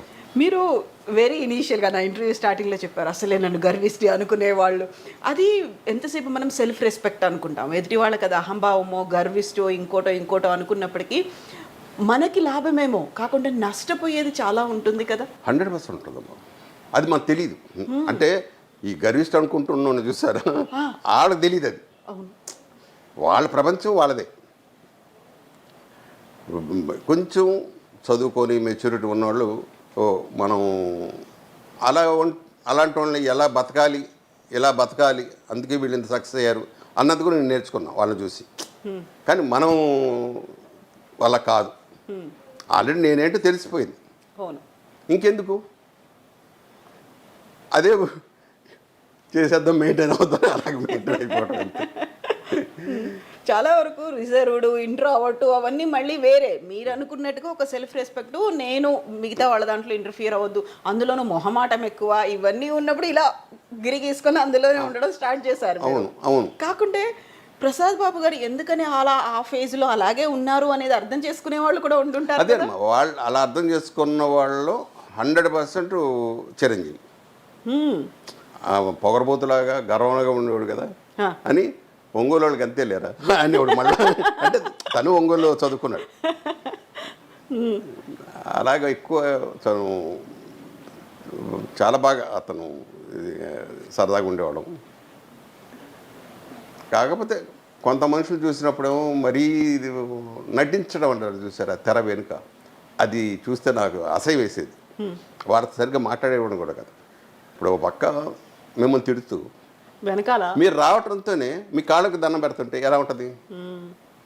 పెద్ద పెద్ద ఆర్టిస్టులు, ఒక పెద్ద ఆయన అయితే సరే ఎలా ఉంది సినిమా చూశారు కదా, అబే బోరే చెత్త, దండారెడ్డి బో సూపర్ అండి మీ సినిమా, ఎలా ఉంటుంది మనకి పక్కనే నేను మళ్ళీ మీరేం చెప్పలేరు, ఏమనలేరు. ఏమంటా చాలా పెద్ద ఆర్టిస్ట్ ఆయన, ఏమంటావు మనం? మేము ఇంత నటించాలా? తెర మీదే కాదు, తెర మీద కాదు, ఇది ముందు నేర్చుకోవాలి. 56 ఏళ్ళు వచ్చి ఇంకా ఏం నేర్చుకుంటాను చాలే ఉన్న అన్న దీనికి కూడా వచ్చాను నేను. ఈ ఎక్కువ ఇన్సిడెంట్లు చూసిన దగ్గర నుంచి ఒక రంగా సినిమా మీద కూడా నాకు అసహ్యం పుట్టింది. ఉన్న ఫ్యాక్ట్ చెప్తాను కదా, ఎక్కడో 2-3 ఉంటారు నాలాంటి మురుకులు ఉండొచ్చు, ఈ వీళ్ళే ఎక్కువ ఉన్నారు. ఇప్పుడు తెర మీద ఎక్కువ సినిమాల్లో యాక్ట్ చేయాలి అనుకున్నట్టుగా ఎక్కువ మంది ఆర్టిస్టులు, ఎక్కువ మంది డైరెక్టర్స్ వీళ్ళందరితో కూడా నటించాలి అనే ఒక ఫీల్ అలా ఉండేదా మీకు? అది డైరెక్ట్ వీళ్ళతో నాకు ఎవరన్నా ఒకటే, రామారావు గారు అవ్వచ్చు, నాగేశ్వరరావు గారు అవ్వచ్చు, వాళ్ళతో మామూలుగానే యాక్ట్ చేసేవాడు. ఈయన చాలా గొప్ప ఆర్టిస్టు అన్న ఫీలింగ్ నాకు ఎప్పుడు ఉండేది కాదు. అది చెప్పానే లోపల వాడు ఇది చేసాడు. మామూలు జనరల్గా మటుకు మనం ఎక్కువ సినిమాలు చేయాలి, నెంబర్ ఆఫ్ డైరెక్టర్ల దగ్గర చేయాలి, ఒక్కొక్క డైరెక్టర్ దగ్గర ఒక్కొక్క స్టైల్ ఉంటుంది, ఆ స్టైల్ ఉంటుంది. అది నేను నేర్చుకోవాలి. ఆయన బాలచంద్ర గారితో నేను చేసినప్పుడు అంతులేను కదా నేను చేసింది. ఆయనతో ఎక్కువ కెమెరా పక్కనే ఉండేవాడు, బయటకు అక్కడికి వెళ్ళేవాడు కాదు. ఆయన చూసి నీకేంటి డైరెక్షన్ ఇంట్రెస్ట్ అని, లేదు సార్ ఒక్కొక్క డైరెక్టర్ దగ్గర ఒక్కొక్కటి ఉంటుంది కదా అది చూస్తున్నానండి. మరి ఆర్టిస్ట్ అవ్వారా డైరెక్టర్ అవ్వారా? ఆర్టిస్టే సార్, నేను ఫస్ట్ ఆర్టిస్ట్నే, కానీ డైరెక్షన్ మటుకు నేను ఒక్కొక్క డైరెక్టర్ దగ్గర ఒక్కొక్క టైప్ ఆఫ్ టేకింగ్ ఉంటుంది, అది నేర్చుకోవాలి నాకు ఉందండి. సరే భవిష్యత్తులో నువ్వు డైరెక్ట్ అవుతావు అని ఒక్కొక్క డైరెక్టర్ దగ్గర ఒక్కొక్కటి నేర్చుకోవాలని ఫస్ట్ నుంచి నాకు కోరిక. కొంచెం సినిమాల గురించి ఆ రుచి మెల్లిమెల్లి చూస్తున్నా. వీటన్నిటికి ఏది బెటర్ డైరెక్షన్. ఈ డైరెక్షన్ అన్నది ఒక్కొక్క డైరెక్టర్ ఒక్కొక్క టైప్గా తీస్తున్నాడు. వీటితో మనం ఏదన్నా నేర్చుకుంటే భవిష్యత్తులో మనకి ఇది వేషాలు రాకపోతే డైరెక్టర్ అవుదాం అన్న ఆలోచన నేర్చుకుంటూ ఉన్నాం. రాసుకునేవాడిని ఇంటికి వచ్చి, ఈ టైప్ ఆఫ్ షాట్ ఇలా తీశాడు అని రాసుకునేవాడిని, బుక్లో నోట్ చేసి పెట్టుకున్నాను. తర్వాత ఆయన అన్నాడు డైరెక్షన్ సైడ్ ఇంట్రెస్ట్ ఉంటే కొన్ని రోజులు నీకు బోర్ కొడితే డైరెక్షన్కి వెళ్ళిపో, డెవలప్ అవుతావు, నువ్వు ఇంట్రెస్ట్ ఉంది నీకు, తప్పనుందా అని. ఇంకా ఆయనతో బాగా చనువు అలవాడేది. అక్కడి నుంచి ప్రతి షాట్కి నన్ను పిలవటం, కూర్చోవడం. నాకు బ్రెయిన్లో నేను మళ్ళా సాహస బాలని ఒక మెంటల్ వాళ్ళ మీద మెంటల్ హ్యాండ్గా మా అబ్బాయిని కూడా కలిపి ఒక 4 పిల్లల్ని తీసుకొని ఒక టెలిఫిల్మ్ లాంటివి తీశాను. అప్పుడు ఒక్కొక్క డైరెక్టర్ దగ్గర ఉన్న షాట్లు అప్పుడు నేర్చుకున్నాను కానీ ఆ షాట్లన్నీ తీసుకునేవాడిని. మేము అంతులేని కథకు ఒక షాటు తీరాపోయాం అప్పుడు. అంటే బ్యాక్ సైడ్ నుంచి కెమెరా వస్తే వంటగది, హాలు, బయట వరండా ఒకటే షాట్. అప్పుడు అది టేకుల మీద టేకులే ఇంకా ఆయన వలకాక కట్ చేశాను. నేను ఆ షాటు 4 hours 5 hours పెట్టుకొని ఒకటే షాట్ తీసా మొత్తం. ఆర్టిస్టులు ఏమో టేకుల మీద టేకులు తింటున్నారు, ఈ మెంటల్ హ్యాండ్ వాళ్ళు కరెక్ట్గా ఏం చెప్పామో అదే చేస్తూ ఉన్నారు అన్ని టేకుల్లో కూడా. ఫోకస్డ్గా ఉన్నారు వాళ్ళు ఫోకస్డ్గా ఉన్నారు. అప్పుడు ఈ ఇంకా నేను అనుకున్న ప్రతి శ్రీధర్ అని ఒకరు, బాలచంద్ర గారు, రాఘవేంద్ర గారు, కోదండరావు రెడ్డి, వీళ్ళు ఏం తీసేవాళ్ళు అనుకొని ఆ సీన్ అలా షాట్లు కాపీ కొట్టాను. దానికి బంగారు నాకు బెస్ట్ అవార్డుగా వచ్చింది అది. కానీ సినిమాకి చేయలేకపోయాను. కానీ ఒక్కొక్కసారి ఏంటంటే కొన్ని సినిమాలు దగ్గర ఒక్కొక్క ఇది రేపు వర్క్ చేద్దాం అనుకున్న దగ్గర మటుకు నేను చెప్పేవాడిని, ఇలా తీస్తే మనం ఇవాళ ఫినిష్ చేయొచ్చు, ఎందుకంటే నేను వెళ్ళిపోవాలి, నా స్వార్థం. ఇంకో సినిమా ఉంది అక్కడ. పొద్దునే ఉండే పాలకుల్లో ఉన్నాను. డైరెక్టర్ ఉండి రేపు పొద్దున్న తీద్దాంలే అన్నాడు. కాదు, ఇలా చేద్దాం, బాగోకపోతే మనం చెన్నైలో చేసుకుందాం. సినిమాకి అదే హైలైట్, ఆ షాటే సన్సెట్ ఇది, అది నేను చచ్చిపోవటం అలాగా తీసాం. అప్పుడు అప్పుడప్పుడు ఇలాగ పిచ్చి అంటారే, తేడాగా ఉందిరా అని డైరెక్టర్ అంటే నేను ఇలా చేద్దాం అని చెప్పి మధుసూదన్ రావు గారని పెద్ద డైరెక్టర్ పి మధుసూదన్ రావు గారు, ఆయనతో ఫస్ట్ కృష్ణరాజు గారు శివమెత్తిన సత్యం సినిమా పేరు. నేను లోపల కొత్త కదా మధుసూదన్ పెద్ద డైరెక్టరు అని, కృష్ణరాజు గారు చనువు, మధుసూదన్ రావు గారు నాకు అసలు తెలియదు ఎవరో కూడా. ఆయన హాయ్ హాయ్ హాయ్ అంట సెట్ లోపలికి వెళ్ళిపోయారు. నేనేంటే 1 and 2 ఇచ్చింది వాళ్ళకి ఆ బ్రేక్లో, ఆ 1 and 2 చేసి వెళ్ళిపోవాలి. హాయ్ అని వెళ్ళిపోయాను, డ్రెస్ వేసుకున్నాను, మేకప్ అలా ఉంది. సీనయ్య అని అసోసియేట్ డైరెక్టర్ ఫైల్ ఇట్ అనేది చూసుకున్నాను, ఆ డైలాగ్ తీసుకున్నాను, రెడీ అన్న వచ్చాడు ఆయన మధుసూదన్ రావు గారు లోపల.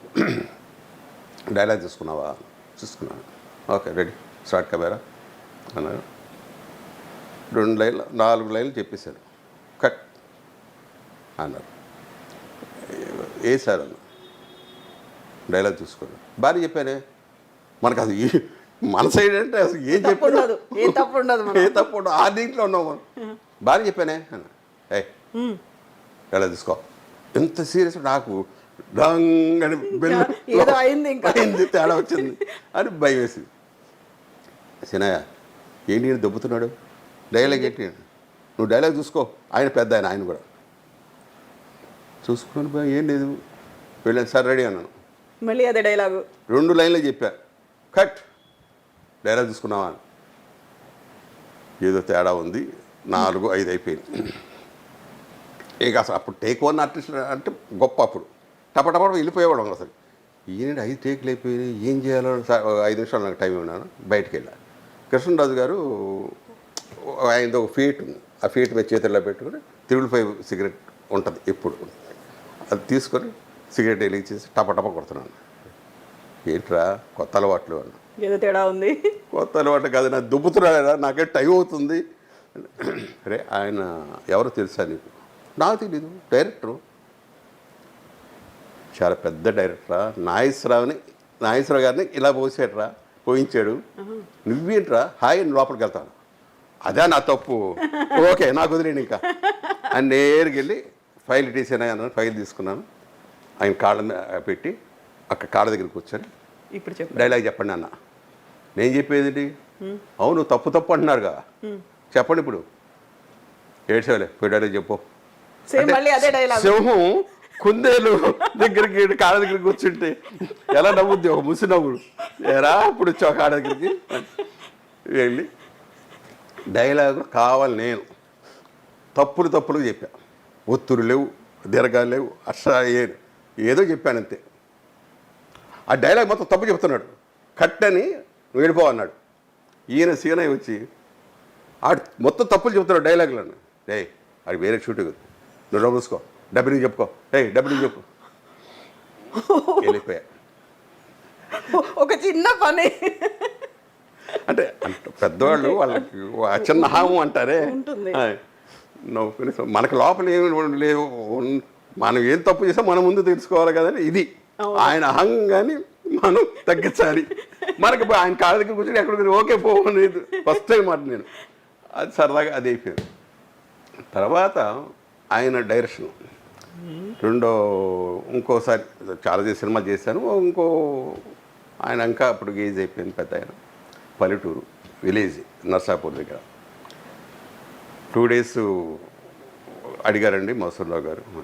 2 days ఏంటయ్యా, పైగా నర్సాపూర్ ఇక్కడైతే 3 సినిమాలు చేసుకుంటాను నేను, మీరే వెయ్యారంట, మీరు తప్ప ఇంకెవ్వరిని వద్దంటున్నాడు, ఏం చేస్తారో నాకు తెలియదు. 2 days కావాలని. సరే ఫోను ఇవ్వండి మాట్లాడాను. అరే అది 3 రోజులు చేయాలరా, నువ్వు బిజీ అని నాకు తెలుసు, 2 రోజులు చేసి వెళ్ళిపో. కాదు సార్ ఇక్కడ ఆల్రెడీ కమిటీ ఉన్నానండి, మీరు సడన్గా అడుగుతున్నారు, నాకు తెలియదు, ఏం చేస్తారు రా అని. సరే ఇక్కడ చెప్పేసా, ఆయన వస్తే మీ షూటింగ్, లేదంటే ఇలా ఉంది పెద్ద ఆయనతో మటుకు నేను చెప్పలేను అని వెళ్ళిపోయాను. పొద్దున్న వెళ్ళడంతోనే 7ంటికే ఎప్పుడు వెళ్ళిపోయాను లొకేషన్కి. ఉన్నాం. ఏంట్రా 2 రోజులు ఉండలేవా అని.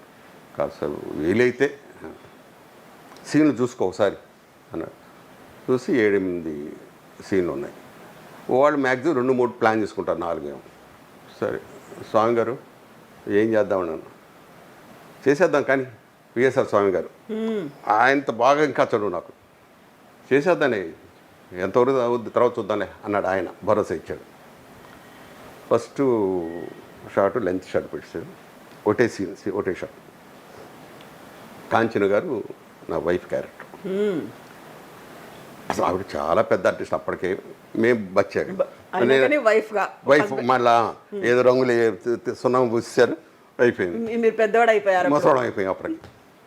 సరే మధ్యలో అక్కడ డైలాగు ఆవిడ రాల పాపం, ఫైల్ తీసుకుని ఇస్తే కొట్టాడు. నేను దగ్గరికి వెళ్ళి ఫైల్ అన్ని తీసి ఆయన ఒళ్ళో పెట్టి, ఆవిడ మా దృష్టిలో దేవత. మాలాంటి ముందు ఆయన ఫైల్ తీసి కొడితే ఏంటండి మీ వయసు అయిపోయింది అంటే ఎవరు మళ్ళీ వెనకుండా మాట మెల్లిగా చెప్పాలి అయితే ఏం చేద్దారా, నువ్వే పంపించాలి, నువ్వే మా సాయంకాలం కాదు రేపు కాదు ఎల్లుండి ఉంటా, సరేనా మీకు ఇప్పుడు ఏం చేద్దాం అన్నాడు. మీరు రిలాక్స్గా కూర్చొని ఎన్ని తీస్తారో అన్ని తీయండి స్వామి, వీడు తీస్తాడు కానీ నేను బయట కూర్చుంటాం. వెళ్ళిపోయాడు. సరే స్వామి గారు ఏమయ్యా ఏం చేద్దాం అన్నాడు. చేద్దాం నాన్న, ఆయన లేకుండా చేద్దానండి, ఆయన అన్న ఇచ్చాడుగా అభయం అని. అమ్మ నేను చేస్తాను ఏమనుకోద్దమ్మా, పర్లేదు బాబు చేద్దాం. ఆ ఫైల్తో కొట్టించుకోవడానికి ఇది బెటర్ కదా అన్నది ఏంటో పాపం ఆవిడ బిక్క తెచ్చిపోయింది పాపం, అంత పెద్ద ఆవిడ అంతమంది ముందు. సరే టపా 4ంటికే అన్ని సీన్లు అయిపోయింది. అయిపోయిన తర్వాత స్వామి గారు ఏం చేద్దాం ప్యాకప్ చెప్పు. నేను చెప్పను, నువ్వు చెప్పు. అది కూడా చెప్పరు ఆయన. కాదు ఆయన చెప్పడానికి ఆయన చెప్పాలి, ఆయన దగ్గరికి వెళ్ళాలి. ఇది ఎప్పుడు 2 రోజుల ప్లాన్, మేము అయిపోయింది ఏం చేద్దామంటే నువ్వు వెళ్ళి చెప్పు. సో మెల్లిగా వెళ్ళి కాడ దగ్గరికి వచ్చారు. సార్ ఇప్పుడు సీన్లు ఏమైనా మిగిలితే మరి కాదురా ఇవాళ ఎంతో లేట్ అయితే అయింది, నువ్వు పొద్దున్న షూటింగ్ అంటున్నావు కదా, చేసి వెళ్ళిపో. అది మ్యాక్సిమం అయిపోవచ్చండి. అయిపోవచ్చు ఏంటి, అదే అండి లాస్ట్ సీను చేస్తున్నాను, అప్పటికే లోపల అయిపోయింది, లాస్ట్ సీన్ చేస్తున్నాను అందుకని. అంటే మొత్తం చుట్టేసావా సార్, చూడండి లేదంటే స్వామి గారిని అడగండి, లేదంటే మనం మళ్ళీ చేద్దాం, ఆ డబ్బంతా నాది అని చెప్పా. సర్లే చేసావు కదా, చేసేసాడు. స్వామి ఏంటి అన్నాడు, మీకన్నా బాగా తీసాడు అన్నాడు ఆయన చనువు మీద. అంత మహానుభావు ఆయన కదా, మామూలు జనరల్గా ఆయన వాడుకున్న ఫ్రెండ్స్తో అన్నాడు. ఆ తర్వాత అలాగే చిన్న సినిమాలు చేసుకుంటూ చెప్పేవాడు, ఏదైనా మన తేడా కొట్టుద్ది అనుకుంటే వాడు బాబు ఇలా చేసుకుంటే బెటర్ ఏమో అని అలాగే డైరెక్షన్ చేశాడు. ఓన్గా మటుకు ఎప్పుడు చేయరా, అంత అవకాశం రాల. తర్వాత ఓన్ సినిమా మా ఇంటి ప్రమాణం సినిమా చేశారు. దాంట్లో చంద్రమోహన్, నూతన్ ప్రసాద్ అందరూ యాక్ట్ చేశారు, చిరంజీవి కూడా యాక్ట్ చేశారు, శరత్ బాబు యాక్ట్ చేశారు, అందరూ యాక్ట్ చేశారు. దాని తర్వాత సినిమా చేద్దాం అనుకుని అది ఎట్లా ఫ్లాప్ అయిపోయింది. ఇక మా చేతులు మా ఆవిడ ఉండి ఇంకా చాలు చేసిన చాలు, చేతులు కాల్చుకొని చాలు ఆపేయడం, ఇంకా అది దాని మీద ఇంట్రెస్ట్ పోయింది. తర్వాత ఇదేం టెలిఫిలిం కదా అని చేశాను అన్నమాట. దాని తర్వాత అప్పుడు ఏం చేసామంటే ఉదయం పొద్దున ఆ 4 పిల్లలకి నేనే స్నానాలు చేయించడం, నేనే వాళ్ళకి డ్రెస్సులు వేయటం. వాళ్ళ పేరెంట్స్ అనేది గ్లాస్ మంచిళ్ళు ఇవ్వరండి వీళ్ళు ఇంట్లో మాకు. అసలు మీతో ఇలా ఎలా చేస్తున్నారు, నా సౌండ్ వినగా నా వైపు తిరిగేవాడు. ఒక ట్రాలీ షాట్ పెట్టాను పెద్దది, ఈ చివరి దాకా. ఫస్ట్ ఒకడు డోలక్ వాయిస్ ఉంటాడు, ఒకడు హార్మోని వాయిస్తుంటాడు, మోతారు ఒక కొండ మీద పట్టుకుని ఒకటి తబలా వాయిస్తాడు, ఇలా గోడ పైన అన్నమాట. కింద అడ్డైతే పడిపోతాడు. కూర్చోబెట్టాలి వాళ్ళని. వాళ్ళని అక్కడ కూర్చోబెట్టాను, షార్ట్ తీస్తున్నాను. ఈ లాస్ట్కి ఎవడో బాయిగాడు కాఫీ ఇచ్చాడు, అడ్డు కొట్టాలి. జనం అక్కడి నుంచి ఒక 100 మంది 200 మంది జనం వస్తూ ఉంటారు ఫైట్కు ఈడ మీదకి. వీడు చూసి ట్రాయిడ్ వచ్చేస్తుంది, వీడు అని అంటున్నానండి. అది చూసి ఇలా పడేసాడు, ఆ కోపం గ్లాస్ పడేసాడు, షార్ట్ టకటకట వాయిస్తున్నాడు. ఉన్నాయి వీళ్ళు ఇంత కళాకారులు ఉన్నారా బాబు అని చెప్పి ఇలాంటి బాగా హెల్ప్ అయింది వాళ్ళ దగ్గర చేయటం వల్ల, పెద్ద పెద్ద వాళ్ళ దగ్గర చేయటం వల్ల అర్థం చేసుకోవడం అనేది. దానివల్ల వాళ్ళు మెయిన్గా ఆ పిల్లలు నాతో పాటే పడుకోబెట్టుకోను ఈయన చేసి పొద్దున 7 గంటల రాత్రి 1 గంట 2 అయినా యాక్ట్ చేసేవాడు. వాళ్ళు ఏమి నిద్రపోయేవాడు కాదు. ఆ తర్వాత సినిమా అయిపోయింది, టెలిఫిల్మ్ మొత్తం అయిపోయింది. ఇంటికి వచ్చేదా వారం రోజులు అన్నం తెలియదు, నిద్రపోతా ఉన్నాను, ఏం తీసుకునేవాడు కాదు. ఆ వారం రోజులు పడుకోవటమే. మా ఆవిడ అయిపోయేది, అన్నం వండి అంటే పెట్టు అంతే, పడుకున్నాడు. 7 రోజులు చెప్పింది నేను మామూలు అయిన తర్వాత, ఇంకెప్పుడు మీరు డైరెక్షన్ చేయబాకండి అని. యాక్చువల్గా ఆ సినిమా తీయాలనే ఆలోచన ఎందుకు వచ్చింది మీకు? ఆ సాహస బాలలు అంటే మా అబ్బాయి ఇదమ్మా మెంటల్ హ్యాండ్, పెద్దవాడు అందరికన్నా పెద్దోడు. వాడిని మాతో పాటు ఏదైనా వాడిని కూడా ఒక కళాకారు చేయాలని చిన్న ఆశ ఉండేది. వాడికి ఏమి మాటలు రావు, ఏమీ రావు. అనుకోకుండా స్కూల్ వాళ్ళు ఢిల్లీ తీసుకెళ్తున్నారు. వాడికి మాటలు రావు, ఏమి రావు, వాడు ఢిల్లీ వెళ్తున్నాడు. నేను ఇన్ని ఉండి నేనేం చేయలేకపోవటం ఏంటి అన్నది స్టార్ట్ అయిపోయింది. సరే అప్పటికప్పుడు వాళ్ళు ముందే 1 నెల ముందు చెప్పారు ఈ ప్రోగ్రాం అంతా కూడా మేము చూసుకుంటామండి జాగ్రత్త. అంటే నేను ఈ లోపల ఏం చేశానంటే వచ్చిన కథ ఒకటి అనుకొని ఒక దీంట్లో ఒక చిన్న దీంట్లో 4 కుటుంబాలు, ఆ కుటుంబాలకు 4 పిల్లలు అలాగే పుడితే వాళ్ళు సాధించి గ్యాలంటరీ అవార్డు తెచ్చుకుంటారు. దీంట్లో మన నాగబాబు, మురళీమోహన్ కరెక్టర్, సోమయాజులు, ఇలా పెద్ద పెద్ద ఆర్టిస్ట్ అందరూ యాక్ట్ చేశారు. ఈశ్వరరావు అందరూ ఆల్మోస్ట్ అందరూ యాక్ట్ చేశారు. అప్పుడు నా కోరిక ఏంటంటే ఎలాగైనా సరే నేను నంది తెచ్చుకోవాలి, వాడు ఢిల్లీ వెళితే నేను నంది తెచ్చుకోవాలి, నేను అవార్డు తెచ్చుకోవాలి దీని నుంచి అని ఆ కసితో చేస్తే బంగారు నంది వచ్చింది. చిన్న తృప్తి. బట్ వాడు లేకుండా పోయాడు అంతే, అదొకటి. వాడికి ఏమిటంటే ఎండల్లో బాగా క్రికెట్ ఆడిచ్చారు, హాస్పిటల్లో వేశాను మే నెలలో కరెక్ట్గా. వడదెబ్బ తగిలింది, వడదెబ్బ, హార్ట్ స్ట్రోక్, స్పాట్ అవుట్. ఎంత ఏజ్ అప్పుడు? అప్పుడు 30 ఉంది. 30 years. 30 years వరకు అప్పటికి మీరు అదే చెప్పాను నేను, దేవుడు నేను ఉన్నగాని విడిపోవాలి, రెండో కోరిక. అలా అనుకున్నారా? అనుకున్నాను, మనసులో అనుకున్నాను. అంటే వాడు చూస్తారో లేదో ఒక స్థలం కొని నేనేం చేశానంటే మా అబ్బాయి మా అమ్మాయి పేరు కూడా కొంచెం కొంచెం వచ్చి, ఇది నాకు గోపిరాజు రమణ గారు చెప్పారు. ఏమంటే మనం ఎంత ఇదైనా రేపు పెద్ద అయిన తర్వాత వాళ్ళు చూడవచ్చు చూడకపోవచ్చు, వాళ్ళ పేరుని ఏదో కొంత ఉంటే అప్పుడు ఆటోమేటిక్గా వాళ్ళకి కాస్త అన్నం పెడతారండి అని.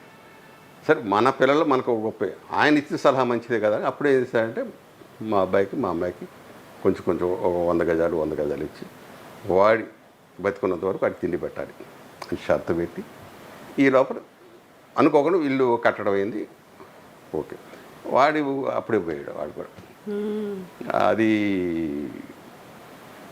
అదొకటే కాబట్టి దేవుడిని అప్పుడే అనుకున్నాను, నేను ఉండగానే వీడు పోతే థ్యాంక్స్ చెప్తాను అని, అంతే. అలాగే అది మనకి ఇప్పుడు వింటూ ఉన్నప్పుడు మీరు తలుచుకున్నప్పుడు కూడా అది చాలా బాధాకరమైనటువంటి విషయం.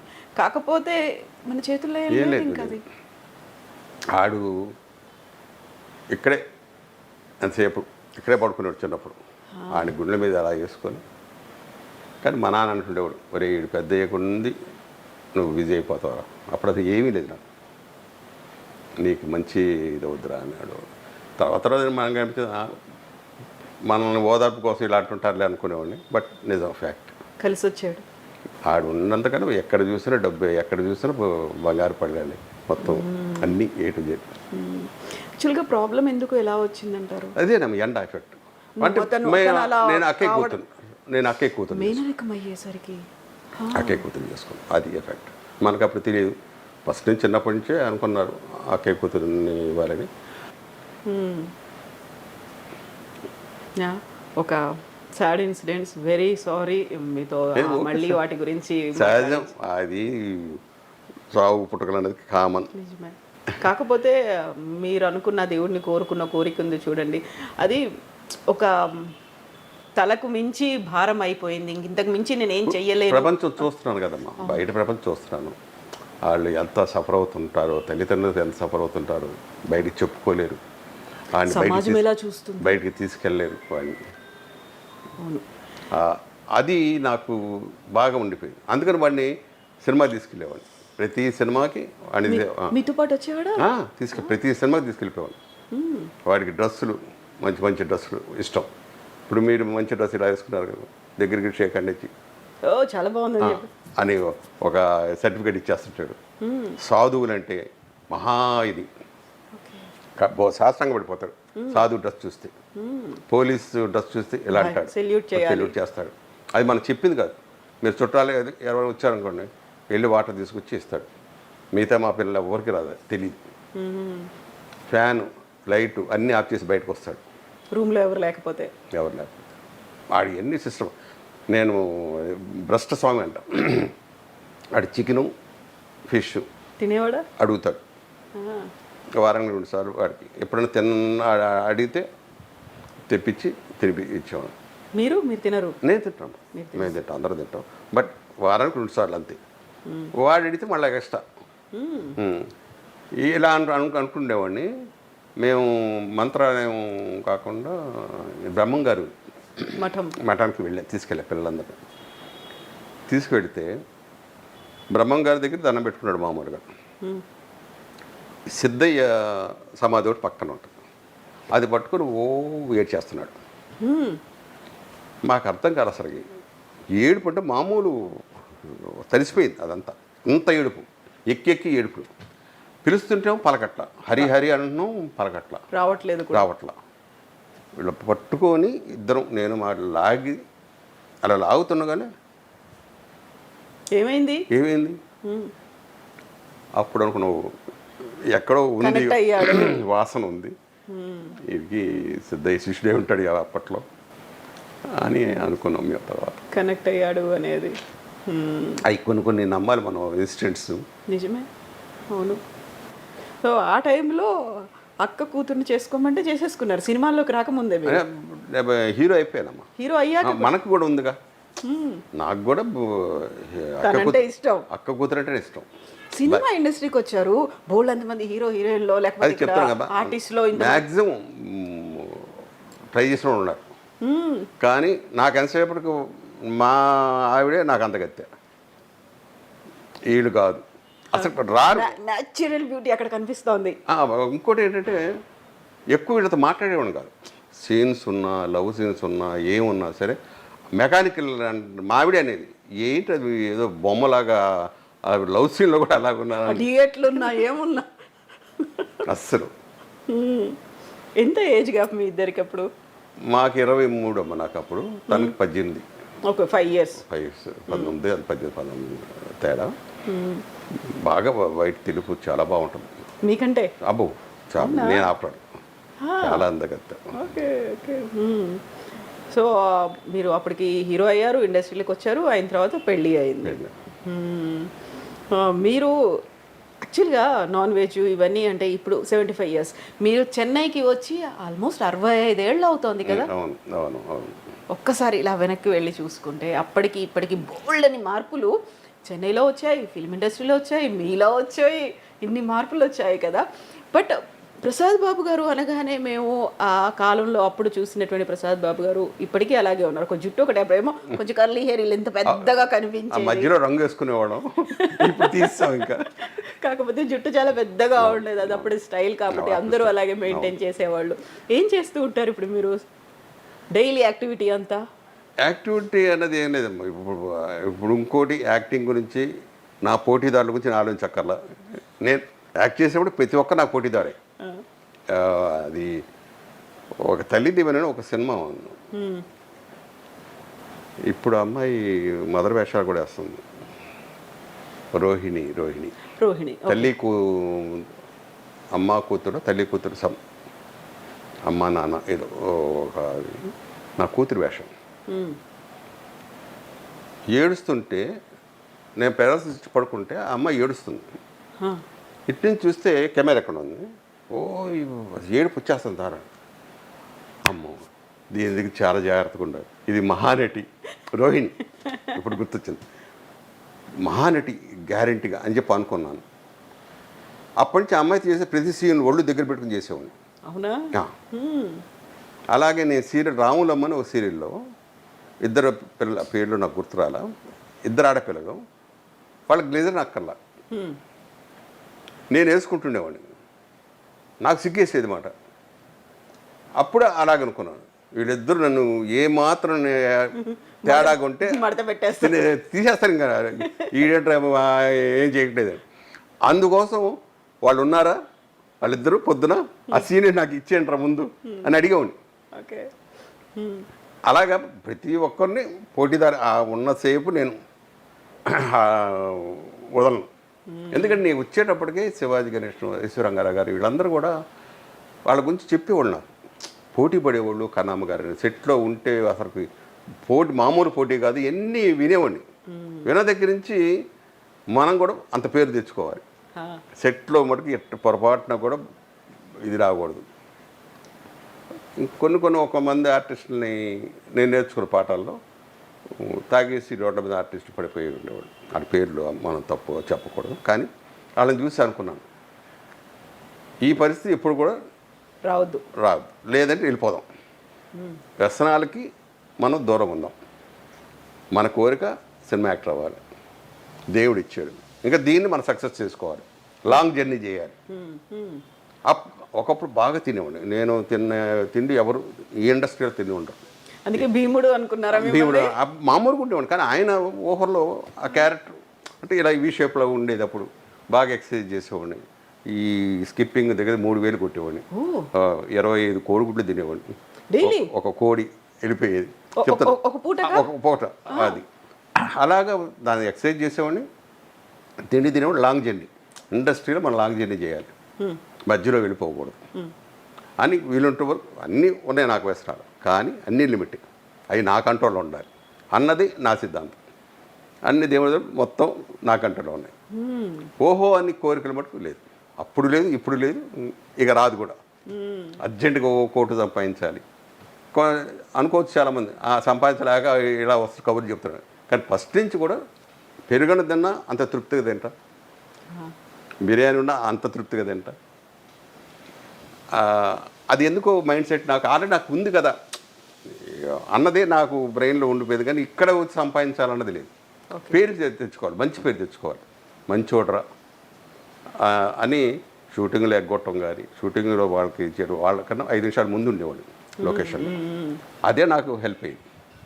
ఈ హీరోస్ అందరూ కూడా ఎందుకు నాకు చెప్పేవాళ్ళు అంటే మెయిన్ ఇదే, నా గురించి ఒక బ్యాడ్ నేమ్ ఉండకూడదు.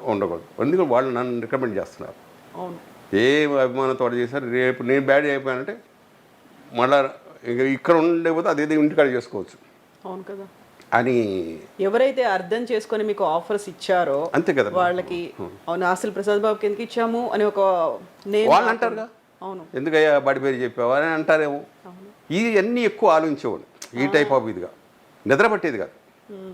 అలాగే ఆర్టిస్టులు, మంచి ఆర్టిస్టులు ఉన్నారు అంటే ఆ రోజు నాకు నిద్ర పట్టదు. రేపు సీన్లు ఏమి సీన్లు పడతాయో, రేపు ఏమి చేయాలో అని అంత ఇదిగా ఉండేది. ఓకే, అప్పుడు స్కిప్పింగ్ చేసేవాళ్ళు, ఇప్పుడు ఏం చేస్తున్నారు మీరు? ఇప్పుడు వాకింగ్ కూడా మానేసినాము. ఉన్న ఫ్యాక్ట్ చెప్తాను, తగ్గించుకున్నాం ఫుడ్. నా తినే ఇది రుచి చూస్తా, ఏదన్నా ఎలా ఉంది అంతే. అన్నీ టేస్ట్ చేస్తారు? అన్నీ. నాన్ వెజ్ ఫుల్గా చూస్తా, ఏదైనా టేస్ట్ చేస్తా, అది వదిలేస్తా. మళ్ళీ తినాలి అని ఎక్కువ నేను నా చిన్నప్పుడు అయితే 2 బిర్యానీ, అప్పుడు బిర్యానీ ఎంత ఉండేది ప్యాకెట్, అవలేలు గెలిపోయి ఇంకా కొంచెం ఆకలేస్తున్నట్టుంది అన్న ఫీలింగ్ ఉండేది.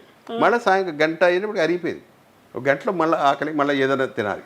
అంటే అప్పుడు కూడా మీరు అంత ఎనర్జెటిక్గా వర్క్ చేసేవాళ్ళు కాబట్టి. అంటే మాది పళ్ళగొట్టము. పళ్ళగొట్టలో ఏంటంటే ఎప్పుడు పని ఉంటుంది. చదువు కూడా నాకు లేకపోవడం కారణం అది. పడగొట్టు మీద ఎక్కువ ఉండేవాడు. మా అన్నదమ్ములు అందరం కష్టపడేవాడు, టోటల్గా అందరూ కష్టజీవులే. అందుకని ఇక్కడికి వచ్చినా అదే, కష్టపడితేనే మనకి లైఫ్. అవును. మనం కూడా జాగ్రత్తగా ఉండాలి. ఇక్కడికి ఎందుకు వచ్చాం అన్నది ఉంటే మటుకు డెఫినెట్గా ప్రతి క్షణం రిలాక్స్ అయిపోయాము, ఇన్ని సినిమాలు చేసాము అనేది కనుక తలకెక్కితే ఇంకంతే. ఇంకా చేయొచ్చు. ఇప్పుడు నేను ఒక రకంగా వదిలేసిన సినిమాలు ఒక 500 1000 ఉంటాయి ఆ, ఈ మధ్యలో గ్యాపుల్లో. చెప్పాను కదా, ఈ పెద్ద పెద్ద హీరోలు పెద్ద వస్తే సినిమాలు 40-50 రూపాయలు అడిగారు అంటే పక్క తప్పించడం ఎమ్మెల్యేగా. అలాగే ఎక్కువ సినిమాలు చేయాలి అంతే అన్నది. ఇంక ఇప్పుడు ఏంటంటే నా బ్రెయిన్ కూడా రిలాక్స్ అవ్వరని చెప్పేసింది. అసలు గొద్దు ఇంకా ఆగుదాం అన్నది. చాలా పీస్ఫుల్ మైండ్తో ఉండాలి. చాలా చాలా హ్యాపీగా ఉంది. టైం పాస్ అంటారు. అదిగో నా మనవరాడుతాం ఉదయం 6 గంటల వచ్చి ఇంకో రుషిత చిన్నది సేమ్ నా ఇది 6 గంటలకు టక్కన లేచిపోద్ది, లేపక్కర్లా రెడీ గబగబ రెడీ అయిపోవడం అయిపోద్ది. రాత్రి 9 అయినప్పుడు డంగ్ తినపోయి సేమ్ నేనంతే. 9 అయ్యేటప్పటికి పడుకొని పోవటం అంతే. నా వారసురాలు అది. తిండి అంతే సూపర్ గబగబ తినేస్తుంది. దాని టేస్టా ఇదేంటి బాగుందంటే సూపర్ అంటది, లేదంటే లేదు. ఏదో తినేసి వెళ్ళిపోద్ది ఇంకా. సో అటు వాకింగ్ లేదు, ఎక్సర్సైజులు ఏమీ లేదు, ఏడతో సరిపోద్ది. వాళ్ళని పిల్లల్ని ఆదివారం వచ్చిందంటే వీళ్ళని బయటికి తీసుకెళ్ళి వాళ్ళకి ఐస్ క్రీమ్లు ఇలాగ ఏమైనా తినిపించడం, మొత్తం కాసేపు ఆడిపించడం. ఆదివారం నేను ఉంటే వాళ్ళు ఫాదర్ మదర్ ఉంటే వాళ్ళు తీసుకెళ్ళిపోతారు, వాళ్ళు డైలీ తీసుకెళ్ళిపోతారు బయటికి. కాదు వాళ్ళకి వీళ్ళకి ఉంటుంది ఆశ, పాపం వాళ్ళకే గ్యాప్ ఉంటే తీసుకెళ్ళిపోతారు. సండే మటుకు నేను స్విమ్మింగ్ పూల్ ఇక్కడ ఉంది, స్విమ్మింగ్ పూల్ తీసుకెళ్ళిపోతాను, ఆడతాడు. అందుకని ఇంకా నా బ్రెయిన్ సాయంకాలం ఎప్పుడు 7 అవుద్దానో ఎదురు చూస్తా. 7 అవ్వగానే ఆ 2 రౌండ్లు. ఇప్పుడు ఒక రౌండ్ చేసా, అంతకుముందు 2 వేసేవాడిని, ఇప్పుడు ఒకటే తీసేసుకొని డైలీ ఒక రౌండ్. సిగరెట్ లేదు ఇంకా మానేసారు? అప్పుడెప్పుడో ఎప్పుడో ఉండేది అది. చాలా గీత ఆ టైంలో అందరు తిరుగుడిపోయి తాగేవాడు, అందరు హీరోలు. అది నేను కూడా టిన్నులు వచ్చాయన్నమాట. రైల్వే స్టేషన్లో కూడా సిగరెట్లు అమ్మేవాడు. ఒకసారి సిగరెట్లు అడిగితే అప్పుడు రేట్ సడన్గా 5 రూపాయలు ఎంత తిరుగుడిపోయి ఉండేది, ఒక్కసారి 15 ఎంత అన్నాడు. నేను తాగే కానీ బయట వాళ్ళు ఎక్కువ తాగేవాళ్ళు నా డబ్బా పెట్టుకుంటే. అసలు అది కూడా లెక్కేసి చేసుకుని అందరూ అలాగే తీసుకునేవాడు, అందరూ దగ్గరే ఉన్న తీసుకునేవాడు. ఈ ఒకసారి ఎక్కడ ఒక ట్రైన్ ఊరి దగ్గర ట్రైన్ ఎంత అంటే 15 రూపాయలు అన్నాడు. రోజు 3 పెట్టెలు, 3 డబ్బాలు, 45. మన సంపాదన ఏంటి? సంపాదన లేదు, అవసరం అయింది. 2 3 ఉన్నాయి దాంట్లో డబ్బాలు, అలా బయటపడేశాను అంతే. ఆల్మోస్ట్ ఒక 50 ఏళ్ళు అయింది అలా పడేసి. అప్పుడే అప్పటి నుంచి అప్పుడెప్పుడు షార్ట్ ఉంటే తీసుకోవడం అంతే, యాక్ట్ చేసేటప్పుడు అంతే. ఇంకా మళ్ళీ ఇప్పుడు ప్రసాద్ బాబు గారికి 75 years. మీ ఆరోగ్య రహస్యం ఏంటి అంటే ఏం చెప్తారు? ఆలోచించద్దు దేని గురించి కూడా. ఫస్ట్ నేను చెప్పేది అదే పని ఆలోచించద్దు, హ్యాపీగా ఉండండి, కడుపు నిండా తినండి, అతిగా తినద్దు, అతిగా ఆలోచించద్దు. ఆలోచన ఉండాలి, అతిగా ఆలోచించద్దు, చాలు. ఇంకంతకని ఇంకేం అవ్వకాల. దేవుడికి పూజలు, మెడిటేషన్ అవన్నీ వేస్ట్ అంట. దేవుడు నాకున్నాడు, నేను చేసిన హోమాలు, నేను చేసిన ఇన్ని అన్నీ కాదు. అంటే మా ఆవిడ ఉన్నంతగా పక్కన తను తోడు ఉండేది కాబట్టి ఇవన్నీ చేయించాను. ఇప్పుడు తను లేదు కాబట్టి ఇంకా అనవసరం, మనకి అవసరం అన్నది వచ్చేసింది. ఏం కోరాలి? అప్పుడే కోరలేదు, ఇప్పుడు ఏం కోరతాం? కోరికలు ఉంటేనే కదమ్మా కోరుకునేది. దేవుడి దగ్గర అప్పుడు వెళ్ళినా కూడా నేనేం కోరేవాడు కదా, బయటకు వచ్చి అనేవాడు. నేనేంటి ఆయన ఏం అడగలేదు, మీరు అడిగినా అడగపోయినా ఆయన ఇచ్చేది ఇస్తాడు. ఎందుకు చేస్తూనే ఉంటాడు. తను మెడిటేషన్ బాగా చేస్తాను. మీరు మెడిటేషన్లు, యోగాలు ఎన్నోసార్లు చెప్పేది. మెడిటేషన్ టెన్షన్ ఉంటే కదా, పీస్ఫుల్ మైండ్ కావాలనుకొని చెయ్యాలి, లేకపోతే ఎందుకు నేను ఆల్రెడీ ఎప్పుడు ఏం ఆలోచించను, ఇంకెందుకు నాకు అనేవాడిని. ఒకసారి పిల్లలు బాగా గొడవ చేస్తారు, బాబా వీళ్ళు గొడవ ఎక్కువైపోయింది, నేను మెడిటేషన్ నాకు డిస్టర్బెన్స్గా ఉంది అని బాగా డిస్టర్బ్ అయిపోతున్నాడు. అది నువ్వు గొడవ ఎందుకు అనుకుంటావు? దాని మ్యూజిక్ అనుకో, ఎంజాయ్ చెయ్యి, అది మ్యూజిక్లాగా అనుకో. నువ్వు గొడవ అనుకుంటే గొడవగానే వినిపిస్తానే ఉంటుంది అలాగే. నువ్వు మ్యూజిక్ అనుకో, లేదా ఓం అనుకో, మనసులో అది నాకు ఓంకారం వినిపిస్తుందని చెప్పి అనుకో, డెఫినెట్గా నీకు అసలు ఆలోచన రాదు. నెల తర్వాత మీరు చెప్పింది కరెక్ట్ అది ఒప్పుకుంది. మరి మీరు కూడా ఎంత ఇదిగా మీరు ఆలోచిస్తే మీరు చేయొచ్చు కదా, నాకు అక్కర్లేదు అనిపిస్తుంది. దేని గురించి మెడిటేషన్ చెప్పు, మనశ్శాంతి కోసం అనుకుంటాం. నేను మనశ్శాంతిగా ఉన్నానుగా, హ్యాపీగా ఉన్నాను. టయానికి నాకు తిండి పెడుతున్నావు, టయానికి నాకు ఏం కావాలి, షూటింగ్లు ఉన్నాయి, ఇంకెందుకు నాకు ఇవన్నీ, ఏం కావాలి అన్నీ జరుగుతున్నాయి, ఇబ్బంది నేనే పడట్లా. 100% నాకు చాలు, ఏ డిస్టర్బెన్సెస్ లేవు ఇంకా ఇక లేవు. ఎందుకు నేను టెన్షన్ పడాలి అని మా ఇద్దరికి ఇదే. దండం పెట్టుకుంటారా? అది కూడా లేదు. లేదండి. రోజు ఇంట్లో దండం పెట్టుకుంటారు, పూజలు ఒకప్పుడు చేశాను, చెప్పాను. అదే ఇప్పుడు మీ కొడుకు కోడలు అలా పూజలు చేసినప్పుడు, ఇంట్లో ఏదన్నా ఉన్నప్పుడు ఓకే వాళ్ళతో అది ఉంది. అది ఎందుకంటే మనం నేర్పించాలి వాళ్ళకి, ఈ ఆచారాలు అనేది నేర్పించాలి, లేదా మూర్ఖులా తయారవుతారు. ఆ భయం, దేవుడు అనేవాడు ఒక ఉన్నాడు భయం అని. నా మనవాళ్ళు పూజ చేయమంటారు, దండం పెట్టుకున్నాను. ఈ శుక్లాంబరదం నేర్పిస్తా. గురువే సర్వలోకాన విషయ బహురోగ నిధే సర్వజ్ఞాన దక్షిణామూర్తి అని ఆయన గురించి ముందు రోజు ఒకసారి అనిపించమంట. నేనే చెప్తా, ఇక్కడి నుంచి నేను కూర్చొని చెప్తుంటే వాళ్ళు చెప్తుంటారు, మనవాళ్ళు కానీ వీళ్ళు కూడా. అయ్యో అంతేగాని వ్యతిరేకం కాదు. వాళ్ళకి నేర్పించకపోతే ఒక భయం, దేవుడు ఉన్నాడు, మనం మంచి పనులు చేయాలి. మా పిల్లలు అంటారు దేవుడు కొడతాడు, దేవుడు తిడతాడు, ఇలా అంటుంటుంది మా మనవరాలు. తప్పు చేయకూడదు, సరైన మార్గంలో వెళ్ళాలి, మంచి మార్గం, అది ఇవన్నీ చెప్తాను ఉంటా. పిల్లలకు చెప్పాలి. అతి శాదస్తం వాడిలాగా ఈడిలాగా అని 5 నేర్పించకూడదు పిల్లలకి. రెమెడీస్ ఉన్నాయి, గాయత్తులు కట్టుకోవాలి. అంత చాదస్తంగా నేను దెబ్బ తగిలిందా సున్నం వేసుకో, ఇమీడియట్గా సున్నం వేసుకుంటే తగ్గిపోద్ది. బెస్ట్ ఇది. దాని గురించి ఏదో దెయ్యాలు వచ్చేసినాయి, ఇవి వచ్చినాయి, దానివల్ల దెబ్బ తగిలింది, ఇలాంటివన్నీ మూర్ఖపు అలవాటు అంట నేను. మరి అంతది అలకూడదు. పిల్లలకి ఇష్టమైతే దండం పెట్టుకో, లేదంటే లేదు, అంతే. మా మనవడు ఉన్నాడు, వాడు పరీక్ష రోజు దండం పెడతాడు. పెన్ను పేపర్ ఒకటి పెడతారు, సర్టిఫికెట్లు, పెన్లు. ఏరా దేవుడు ఏమైనా వచ్చి చెప్తాడు రా, చెవులని చెప్తాడు రా అన్న. కాదులే తాతయ్య, వాళ్ళ పరీక్ష వచ్చి కాడికి దండం పెడతాడు. మిగతా రోజులు పట్టించుకోడు పెద్దోడు మనవడు. ఓకే. అది మరి అలాంటివి మనం నేర్పించకూడదు పిల్లలకి. వీలంత వరకు ఒక మంచి వీళ్ళంతా మంచి చెబితే వాళ్ళు భవిష్యత్తుకి హెల్ప్ అవుతుంది. అదొక్కటే నా ఆలోచన, అంతే. మిస్సెస్ ఎలా పోయారు? Heart attack. మా ఇంట్లో అదొక శాపం. చెప్పాను నేను, అది ఇంకా నాకు బాకీలు ఉన్నాయి కాబట్టి నేను సేవ్ అయ్యా, లేదంటే అప్పుడు టబా అయిపోయినది. మా ఫాదర్ అది హార్ట్ అటాక్ స్పాట్, అంతే. మా మదర్, మా అమ్మ సెకండ్ డే వెళ్ళిపోయింది. మీకు హార్ట్ అటాక్ వచ్చింది కదా షూటింగ్లో జరిగింది. అదే చెప్పాను, మెరుకు రాగానే ఎవరికి ఇంకా నేను బైక్ ఉన్నాను అనుకొని వీడికి ఉన్నాను కాబట్టి అబ్బాయి కోసం అది కట్టించాలి, మళ్ళీ కట్టించి వాడుకోవాలి, లేదా ఇల్లు ఉండేదే కాదు. ఇవాళ కోట్లు అది, అప్పుడు 5 లక్షలు కొన్నాం స్థలం వాల్యూ. మన తుళ్ళూరు అది ఇప్పుడు రాజధాని మంగళగిరి దగ్గర అలా పెరిగింది. అది అనుకోకుండా ముందే కొంటాం. ఇప్పుడు మనము ఎలాగో ఫ్యామిలీ గురించి మాట్లాడుకుంటున్నప్పుడు కొడుకు కోడలు, మీ వారసులుగా కొడుకు కూడా వచ్చాడు, అనుకోకుండా కోడలు కూడా ఇదే రంగం నుంచి వచ్చింది. బట్ వాళ్ళు సడన్గా మీరు ఎలా అయితే ఒక ఫుల్ స్టాప్ పెట్టాను అన్నట్టుగా వచ్చేసారు. ఫిల్మ్స్, సీరియల్స్ ఇవన్నీ వచ్చేసాయి, ఇంకా నా లైఫ్ ఇప్పుడు రిలాక్స్డ్గా ఉంటారు. మరి వాళ్ళు ఎందుకు ఉన్నట్టుండి సీరియల్స్ మానేశారు, సినిమాలు మానేశారు సడన్గా? నేను ఎప్పుడు కూడా నా కొడుకు చదువు పూర్తయిపోయిందా అడిగాడు, సినిమాలో చేరతానని. నీ దగ్గర ఏముంది చెప్పు ఫస్ట్,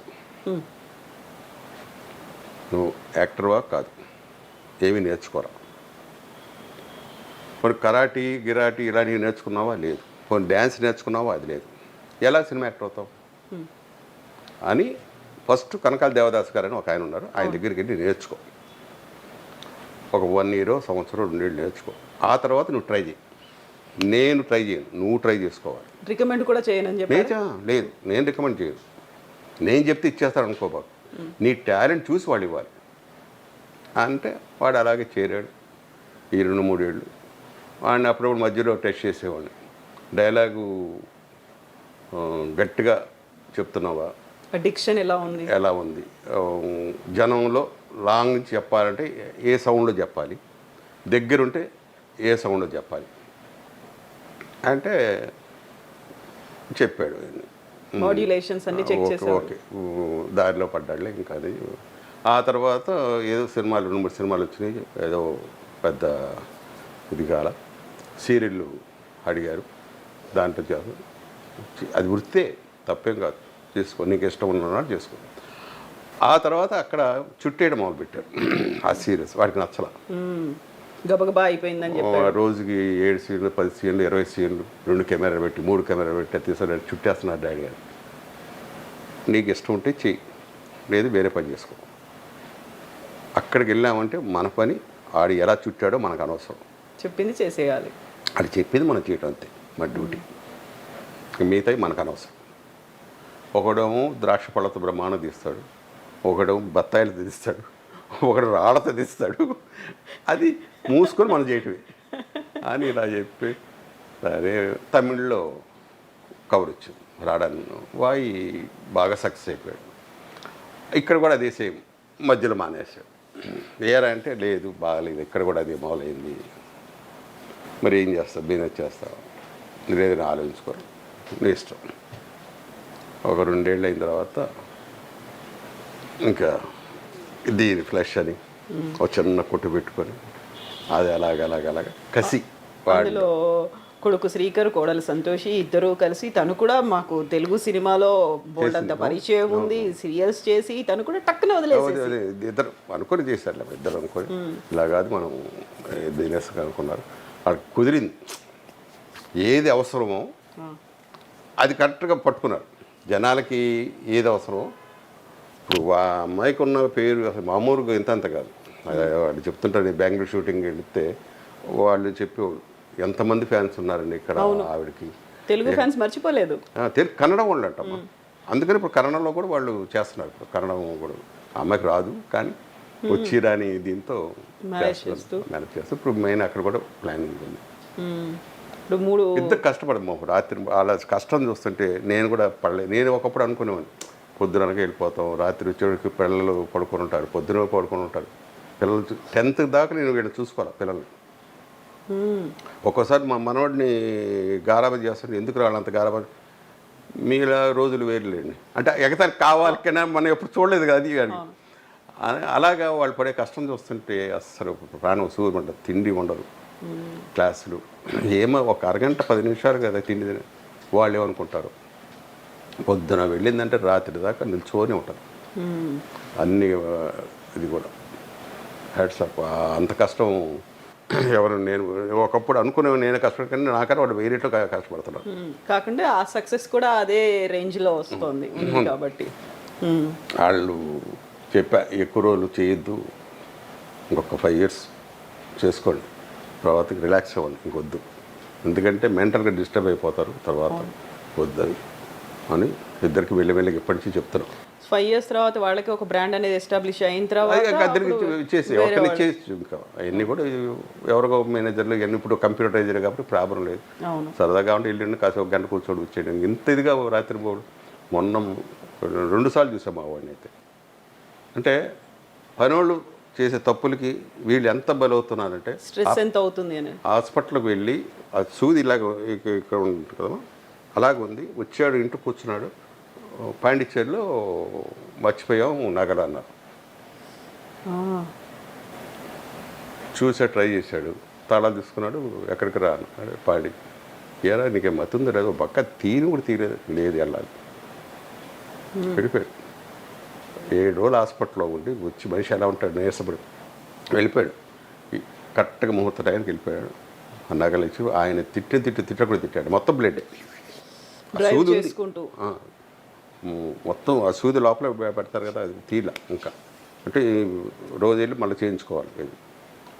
తిట్టి ఏమైంది ఇప్పుడు, నగలు లేకపోతే ఏమైంది, ఆల్రెడీ కోటీశ్వర్లు అవి బంగారు పెట్టుకుంటాం కదా అని ఆయన తిట్టాడు. అంత ఇది డెడికేషన్ ఉండబట్టి డెడికేట్గా వాళ్ళకి అంత పేరు.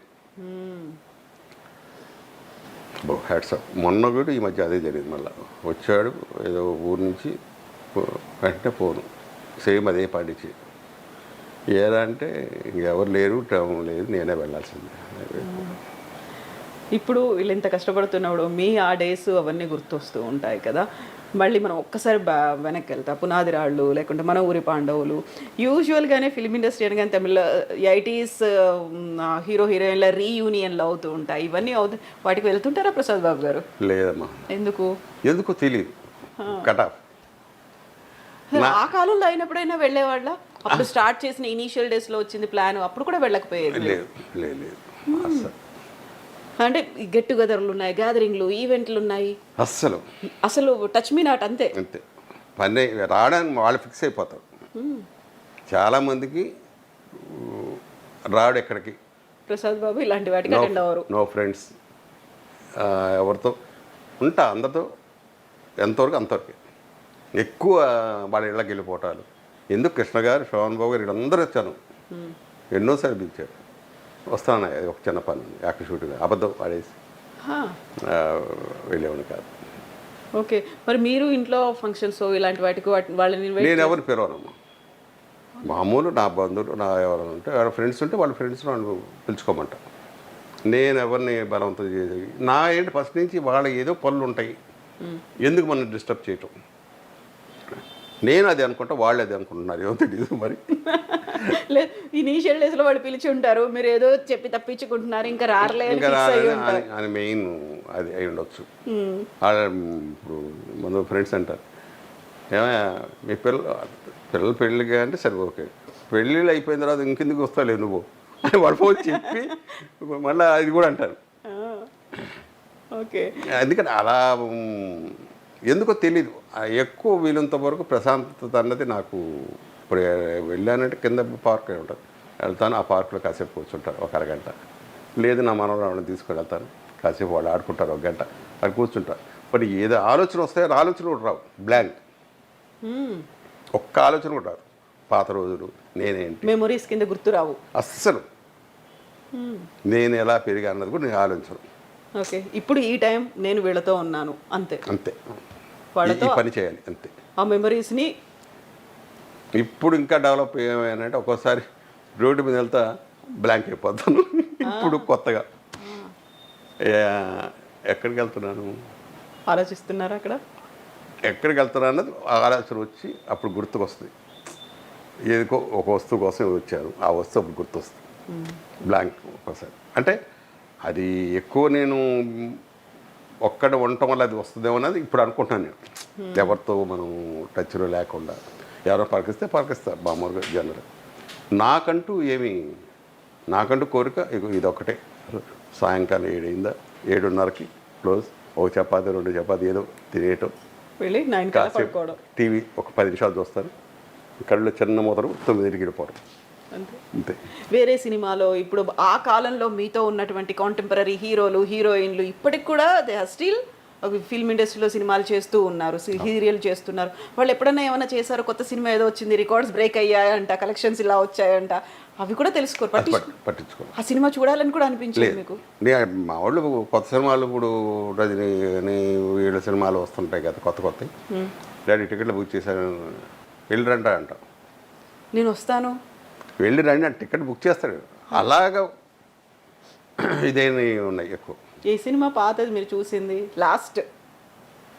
ఎక్కువ ఇక్కడే చూస్తాను, మా ఇంట్లోనే, గుర్తు కూడా లేదు నాకు. అవునా? అసలు బాహుబలిలు, RRR అసలు లేదమ్మా. పాపం మా వాడు అన్నాడు చూద్దాం డాడీ, ఎందుకు 2 నెలలు అయిపోతే 2 నెలలు వస్తాయి, చీర పెట్టుకొని చూసుకుంటాను నేను, ఇంట్లోనే ఎంజాయ్ ఓ చైర్ వేసుకుంటాను, ఒక గ్లాస్ పెట్టుకుంటాను, చూస్తాను, రిలాక్స్ అవుతాను అంటారు. అంతే. నాకు టెన్షన్ ఉంటే మనం రిలాక్స్ అని ఒకరికి వెళ్ళాలని ఇక్కడికి వెళ్ళాలి, వాళ్ళకి రిలీఫ్ కావాలి పాపం, వాళ్ళు పని చేసి ఉంటారు కాబట్టి పిల్లల్ని తీసుకొని వెళ్ళమంటారు. మన ఊరి పాండవులు చేశారు, 5గురు ఉన్నారు అందులో. ఆల్రెడీ కృష్ణరాజు గారు పోయారు, రావు గోపాలరావు గారు, వీళ్ళెవరూ లేరు. మిగిలిన వాళ్ళైనా ఎప్పుడైనా సడన్గా కాల్ చేసుకున్నాం, రీయూనియన్ లాగా పెట్టుకుందాం, మళ్ళీ రిలీజ్ చేస్తే బాగుంటుంది, అలాంటి ఆలోచనలు లేదమ్మా, మాట్లాడుకోరు. ఏంటంటే వాళ్ళ స్థాయిలు పెరిగిపోయినాయి. నేను మురళీమోహన్ పిలిచేవాడిని, తర్వాత అన్నయ్య అంటాము, ఏంటి కొత్త పదాలు అన్నాడు, ఎందుకో తెలియదు, పిలవాలనిపించింది, పిలుస్తున్నాను. మురళి బాగుంది పేరు వద్దు అంటే నాకు తెలుసు వాళ్ళ స్థాయి పెరిగిపోయింది, మన తక్కువలో ఎందుకు మనం ఇదేయాలి అందరి ముందు ఎందుకలా? అందరి ముందు. అంటే మా నాన్న ఒక ఇది చెప్పాడమ్మా, మా నాన్న ఫ్రెండు ఆయన మా దగ్గర పనిచేసినాడు, ఆయన కౌన్సిలర్ అయిపోయాడు, ఆయన హోల్సేల్ కొట్టుకోవడం. ఏమని అంటాడు మా దగ్గర ఒంటరిగా వాళ్ళిద్దరు ఉన్నప్పుడు ఎవరెవరే అనుకుంటారు. నేను ఒకసారి అడిగా, ఎందుకు ఏమని అంటారు మీరు అక్కడ షాప్ బయట అందరు అది అంటే ఒకటేనండి, మనకన్నా వాడు గొప్పవాడు అయ్యారు కాబట్టి గౌరవం ఇవ్వాలి, లేదంటే సొసైటీలో మనల్ని బ్యాడ్ అనుకుంటారు, మర్యాద ఇవ్వడం తెలియదు, మర్యాద ఇవ్వడం తెలియదు అని మనల్ని అనుకుంటారు. ఎందుకు అలాంటి మా నాన్న దగ్గర నాకు ఆయనే గురువు అమ్మ. ఒకసారి డల్గా ఉంటే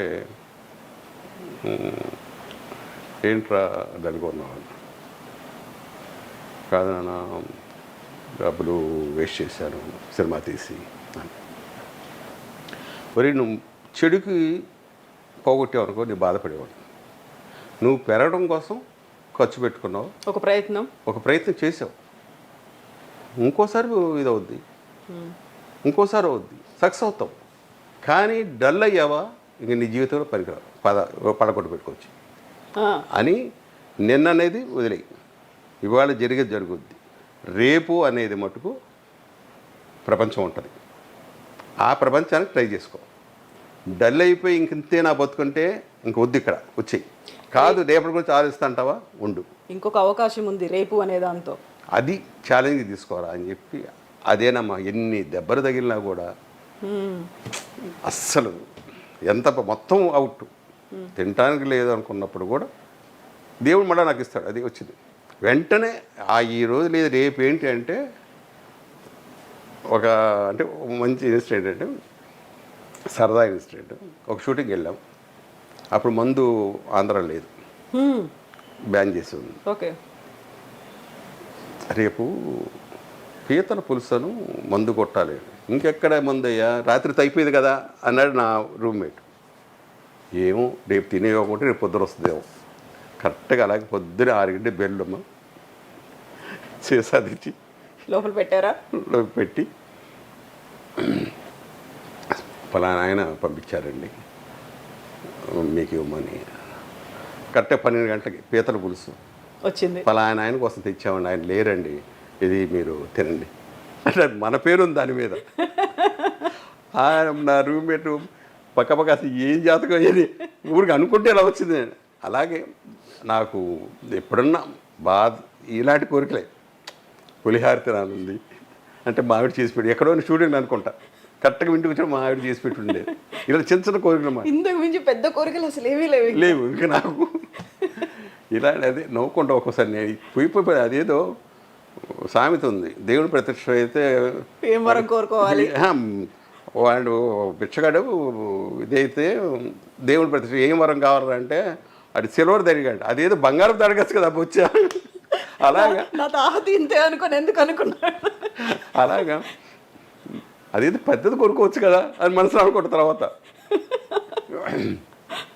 ఇలాగ సరదాగా వెళ్ళిపోయింది. ఎప్పుడన్నా మీలాంటి వాళ్ళు వచ్చినప్పుడు నాస్టాలజిక్ మూమెంట్స్ రా గుర్తొస్తుంది. ఇప్పుడు సినిమాలు చేయాలి, ప్రతి సినిమాలో నేను కనిపించాలి, ప్రతి డైరెక్టర్ దగ్గర వర్క్ చేయాలి అనుకున్నప్పుడు ఈ డైరెక్టర్ దగ్గర నేను ఇంకా వర్క్ చేయలేదే అని ఒక ఫీల్, ఒక విల్. అదేనమ్మా జంజాల గారు ఉన్నారు, జంజాల గారిని ఎన్నోసార్లు అడిగా, అంటే నాకు తగ్గ క్యారెక్టర్ లేకపోవచ్చు అందుకే ఆయన ఇవ్వలేదేమో మరి, కానీ ఒక 100 సార్లు అడుగుంటా. ఇంటికి వెళ్ళి అడిగా, సార్ ఒక్క సినిమా చేయాలని మీతో, ఏదో ఒక వేషం మీ ఇష్టం. మాలింగపురం ఉండేది ఆయన, అబ్బాయి బలవలేదు, మీరు చాలా పెద్ద ఆర్టిస్ట్, మీరు డెఫినెట్గా మన దాన్ని మనం కలిసి చేద్దాం అన్నారు. వెళ్ళిపోయారు. అదొక్కటే నాకు ఫీలింగ్ అంతే. అందరు డైరెక్టర్లు గొప్ప గొప్ప డైరెక్టర్ దగ్గర అందరి దగ్గర చేశారు. ఇప్పుడు వస్తున్నటువంటి డైరెక్టర్లు కూడా మహా సినిమాలు ఆస్కార్ స్థాయికి వెళ్ళారు, పాన్ ఇండియా కాదు పాన్ వరల్డ్ అనే స్థాయికి. అందులో తెలుగు సినిమాలే, తెలుగు దర్శకుల మీదే బోల్డ్ అంత ఫోకస్ అనేది ఉంది, ప్రపంచమంతా ఇటువైపు చూస్తోంది అనుకున్నప్పుడు ఇప్పుడు వీళ్ళతో వర్క్ చేయాలి అనే అది 100% లేదు, మొత్తం వదిలేసుకున్నారు ఇంకా. ఎందుకంటే వీళ్ళు గొప్ప డైరెక్టర్లు కావచ్చు, కాదని. కానీ ఎలాంటి డైరెక్టర్ దగ్గర చేశారంటే ఒక క్లోజప్ కెమెరా ఆన్ అవుతుంటుంది, కట్ 5 feet అన్న డైరెక్టర్ దగ్గర చేశారు. కరెక్ట్గా 5వ అడుగులే వచ్చి ఆగిపోవటం కెమెరా. మరి ఒక డైరెక్టర్ చెప్పమనండి, ఇన్ని వేల మంది డైరెక్టర్లు ఉన్నారుగా. కొంతమంది డైరెక్టర్లు డైరెక్షన్ నేర్చుకునేవాళ్ళు, వాళ్ళని చూశారు. అప్పుడు 1000 అడుగులు ఉండేది ఒక్కొక్క డబ్బా ఫిలిం. 1000 అడుగులు అలాంటి 100, 125, 150 అలా అయిపోయి, అంటే 3 సినిమాలు ఫిలిం తీశారు. అలాంటి డైరెక్టర్లు ఉన్నారు, నేర్చుకుంటున్నారు, ఇక్కడికి వచ్చి నేర్చుకుంటారు డైరెక్షన్. ప్రొడ్యూసర్ ఆయనకి తెలియదే పాపం, ఎవరో ఉంటారు వాళ్ళ సినిమాలు తీరు, ఎంత ఖర్చు అవుద్ది అన్నది వాడికి తెలుసు, వాడి సినిమాలు తీరు. ఎందుకు వేస్ట్ పోయేది ఎక్కువగా ఉంది. ఇప్పుడు అలాంటివన్నీ సీక్వెల్ లాగా వస్తున్నాయి కదా, 1, 2, 3 అని పార్ట్స్ వైజ్గా వస్తుంది. లేదా మళ్ళీ తీస్తున్నారు, షూట్ చేస్తారు, అంతేగా పాతదే ఉంచరు. అవి పనికిరావు కూడా ఒక రకంగా చెప్పాలంటే, అవి బుట్టదాకాలు. ఎందుకు వీళ్ళ దగ్గర అన్నది, వీళ్ళు గొప్ప గొప్ప డైరెక్ట్ అవ్వచ్చు, కానీ నాకు అంత వాళ్ళ దగ్గర చేసిన తర్వాత ఇంకా చాలు, తృప్తిగా మనం ఉన్నాం, హ్యాపీగా ఉన్నాం. ఒక మంచి సినిమా చేసాం, ఒక ఫ్లాప్ సినిమా కూడా మంచి సినిమా అనుకుంటాను. ఎందుకంటే ఆ డైరెక్టర్లో ఉన్న ఇది ప్రజలకు నచ్చలేదేమో, ఆడికి ఒక ఆలోచన వచ్చిందిగా, ఆడు బాగానే తీసాడు, లేకపోతే సినిమా తీయడుగా. అలాగా ఒక డైరెక్టర్ దగ్గర నేను చేశాను, పేరుద్దు. కథ అడిగా, నన్ను బుక్ చేసుకోవడం, ఇప్పుడు హీరోగా ఉన్నప్పుడు కథ బుక్ చేసుకోవడానికి వచ్చినప్పుడు అడిగా, కథ ఏంటండి అని. సార్ లొకేషన్లో హైదరాబాద్ వెళ్ళిద్దాం చెప్తాను. హైదరాబాద్ వెళ్ళాం, షూటింగ్ ఓపెనింగ్ అన్నాడు. సరే ఓపెనింగ్ వెళ్ళాం, అప్పుడు అక్కడ చెప్తాడు అని. లేదు, సగం సినిమా అయిపోయింది. ఏమయ్యా ఇప్పుడైనా కథ చెప్పాయా అన్నా. సార్ ఇంకా మీకు కథ అర్థం కాలేదు. నాకు అర్థం కావట్లేదు అయ్యా. సినిమా అయిపోయింది, ఫస్ట్ కాపీ అయింది, థియేటర్లో పట్టుకొని ఇప్పటికన్నా కథ చెప్పబోయా అన్న. అలాంటి డైరెక్టర్ దగ్గర కూడా చేసాం, నోరు మూసుకొని. అంటే నటించిన మీకే అర్థం కాకపోతే చూసే మాకేం అర్థం అవుతుంది అది చూస్తామమ్మా కళ్ళతో, అది అర్థం కాలేదు, వినటం కాదు, కళ్ళతో చూస్తున్నాం కదా. నా పక్కన ఒక హీరోయిన్, ఆమె ఏమన్నా నీకేమన్నా సినిమా ఏమైనా అర్థమైంది. అప్పటి నుంచి అడుగుతున్నాను అంకుల్ అంటుంది. అప్పటి నుంచి అడుగుతున్నాను అంకులు కథ చెప్పమని, ఇప్పటికి చెప్పట్లేదు అని. ఓ నానంటే ఇంకోటి. అంటే వాళ్ళు ఏంటంటే వాడి ఉద్దేశం ఇది బయట ఎవరు కొట్టేస్తారు కదని. అదొక చిన్న, అంతకుముందు వాళ్ళు ఏం చేసేవాడు అంటే 10 మంది చెప్పి, ఎదురైతే విజయ కానీ ఏవిఎం కానీ వీళ్ళందరూ కూడా అందరికి చెప్పేవాడు 10 మందికి కథ. దాంట్లో కామెడీ సీన్ అప్పుడు నవ్వటం, విషాదం వచ్చినప్పుడు ఏడవటం, ఇవన్నీ చేశారంటే అది ఆ సినిమా ఆ కథ తీసేవాడు. నమ్మకం వాడికి అప్పుడు. మళ్ళీ ఫస్ట్ కాపీ వచ్చిన తర్వాత మళ్ళీ రిక్షా వాళ్ళందరినీ పిలిచి మళ్ళీ వేసేవాళ్ళు అంట. వడపల్లి బయట విజయ ఎదురుగా రిక్షా వాళ్ళందరినీ పిలిచేవాళ్ళు అంట. పిలిచి చూపిస్తే అర్థం కాని భాష కూడా వాళ్ళు నవ్వారా, బాధపడుతున్నారా, అప్పుడు ఎక్కడైనా తేడా ఉంటే రీషూట్ చేసేవాడు. ఏది కనెక్ట్ అవుతోంది అది అప్పుడు అలా ఉండేది. ఇప్పుడు సీక్రెట్ ఎవరికి చెప్పకూడదు కదా, ఇప్పుడు కూడా అది లీక్ అయిపోతుందేమో. ఇప్పుడు మన ఊరి పాండవులు అలాంటి సినిమాలు, కొన్ని బ్లాక్ బస్టర్ మూవీస్, అసలు మీరేంటి అనేది చూపించినటువంటి సినిమాలు ఏమైనా ఇప్పుడు రిలీజ్ అవుతే బాగుండేది? ఈ మధ్య కాలంలో రిలీజ్ కాన్సెప్ట్ లేదు, రిలీజ్ అయ్యో వన్స్ అయిపోయింది. కొత్త కొత్త కథలు వస్తున్నాయి, ఇంకా ఈ చూడరు. ఆ మనుషులు లేరు, అంత ఓపికలు ఇప్పుడు ఎవరికి లేవు. మేము మనోహర్ పాండవులు కావ్యం అనుకునేవాడు, సినిమా కాదు కావ్యం. అసలు ఒక్కొక్క పాట కృష్ణరాజు గారి ఇంట్రడక్షన్ కానీ అది చూస్తుంటే అది ఎక్కడికో ఉండేది ఆ సినిమా అప్పుడు. ఇప్పుడు అదే సినిమా మేము చూసినా కూడా అంత ఫీల్ అవ్వట్లా. ఇంకెందుకు అంటే ఇంకో టైపు మన కళకు అలవాటు పడిపోయాం. ఇంకొక ఏదో ఫైట్లో, ఇంకో సాంగ్స్ వల్ల, ఇంకోటి దేనివల్ల మన బ్రెయిన్ మారిపోయింది. ఇంకా అవి మళ్ళీ చూసి అంత ఓపిక ఎవరికి లేవు. మళ్ళీ రిలీజ్ అన్నది వేస్ట్ నా ఉద్దేశం. పబ్లిసిటీ ఖర్చు పెట్టి డబ్బులు ఖర్చు పెట్టి మనం చేసుకోవడం తప్ప. మీ కాలంలో కాంటెంపరీస్గా ఉన్న వాళ్ళు చాలామంది అటు సినిమాతో పాటుగా ఇటు పాలిటిక్స్లోకి ఎంటర్ అయ్యారు, చాలా ఎంపీలు అయ్యారు, కేంద్ర మంత్రులు అయ్యారు, పార్టీలు పెట్టారు, ఇవన్నీ అయ్యాయి. వెరీ రీసెంట్గా పద్మ అవార్డ్స్ ఇవన్నీ వస్తున్నప్పుడు కూడా వాళ్ళని కేంద్ర ప్రభుత్వాలు గుర్తించడాలు ఇవన్నీ చూస్తున్నప్పుడు అప్పుడు కూడా ప్రసాద్ బాబు గారు ఒక్కటి అనుకునే ఉన్నాము, సినిమా ఆర్టిస్టులకి రాజకీయాలు అనవసరం అన్నది నా ఉద్దేశం. ఎందుకంటే ఇక్కడ ఒక 100 మంది మనకు నమస్కారం పెడుతుంటారు. పొద్దున్న లేచి దగ్గర నుంచి good morning, good evening, good night, నమస్తే అయ్యా, అయ్యా, బాబు బాబు అని ఇలాగ మనల్ని చాలా ఒక దేవతలా చూసేవాడు ఆర్టిస్టులని. రాజకీయాల్లోకి వెళితే వీడు ప్రజలను చూడాలి, అలాగా ఈ బ్రెయిన్ సెట్ అవ్వదు, ట్రాన్స్ఫార్మ్ అవ్వలేరు. ఎవరికో రేర్. నేను ఆల్మోస్ట్ పాత వాళ్ళందరికీ మళ్ళీ సెకండ్ టైం ఎందుకు సక్సెస్ అవ్వలేదంటే ఇదే మెయిన్ కారణం. వీళ్ళకి 190 ఆలోచనలు. ఈ ప్రపంచమే పెద్దది, సినిమా ప్రపంచం పెద్దది, రాజకీయాలు ఇంకంతకన్నా పెద్దది. ప్లస్ ఇక్కడ మోసం అనేది లేదు. అక్కడ పక్కన వాడు ఏం చేస్తాడన్నది తెలియదు. ఎందుకంటే మా తమ్ముడు కౌన్సిలర్కి నిలబడ్డాడు, అది చూశాను నేను. వాడు మాకేం చెప్పేవాళ్ళు అంటే మీకే ఓట్లన్నీ వేస్తున్నారు అంటే నాకెందుకో తేడా కొట్టేది. ఎవరే కాదురా, ఏదో తేడా ఉందిరా, సంథింగ్ ఏదో జరుగుతుంది అంటే లేదయ్యా ఇక్కడ అలాంటివి ఉండవు. వాడు అవన్నీ కూడా దొంగోట్లు వేసేసారు. అవతల వాడు గెలిచాడు. ఏరా నేను చెప్తున్నాను కదరా చూసావంటే మన పక్కనే ఉన్నాడు కదా, మనకేం చెప్తున్నాడు కదా వాడు. అవతలవాడికి మొత్తం ఏమేం చేస్తున్నాడు వాడు తీసుకెళ్ళి మన ఎదురుగానే, మన కళ్ళ ఎదురుగానే. అంత మహానట్లు ఉంటారు అక్కడ. Only councillor, after all councillor. ఇంకా ఎంపీ ఎమ్మెల్యే ఎన్ని వెన్నుపోట్లు ఉంటాయి అక్కడ, ఎంతమందిని మేనేజ్ చేస్తూ ముందుకెళ్ళాలి. మొత్తం ఒకటి మనుషుల్లోనే. ఇప్పుడు రామారావు గారు వచ్చిన టైంలో నా తెలిసిన ఫ్రెండ్స్ ఒక్కొక్కడు 40 ఓట్లు 50 ఓట్లు వేశారట. అంటే ప్రభుత్వ ఉద్యోగులు కానీ పోలీసులు కానీ అందరూ కూడా ఆయన రావాలని కోరుకున్నారు. అందుకని పోలీసులు పక్కకి వెళ్ళిపోయేవాళ్ళు, ప్రభుత్వ ఉద్యోగులు పక్కకి వెళ్ళి ఆ సీట్ బొక్కిచ్చేసి పక్కకి వెళ్ళిపోయేవాడు. ఒక్కోడు 40-50 ఓట్లు గుద్ది పడేసేవాడు అభిమానంతో. అంత ప్రేమగా ఎక్కడుంది ఇప్పుడు? మారిపోయాయన్నీ. ప్రతి ఒక్కరు కోట్లు ఖర్చు పెట్టాల్సిందేగా. ఇంకెందుకు ఇది చేయటం అంటే వాళ్ళని చెడగొట్టడం తప్ప. బియ్యం రూపాయికి 2 రూపాయలకి ఇచ్చి టీ ఏమో 10 రూపాయలు ఇక్కడ, వాళ్ళని చెడగొట్టమే కదా. వాడు ఏ పని చేయకుండా ఒక పక్కనే మందు షాపులు పెట్టి అని నువ్వు డబ్బు ఇచ్చి చెడగొడుతున్నావు మనం వాళ్ళని, ప్రజల్ని. ఆ డబ్బు తీసుకోకుండా ఓటేయమనండి, అప్పుడు కరెక్ట్ రాజకీయం వస్తుంది.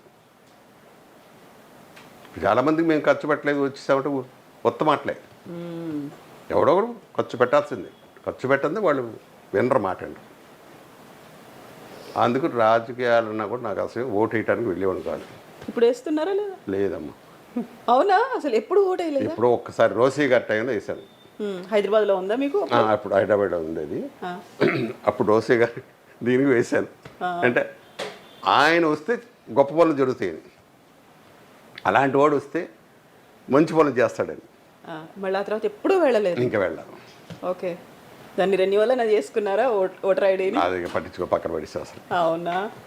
ఎందుకు ఇదే మెయిన్, ఎందుకో నచ్చదు.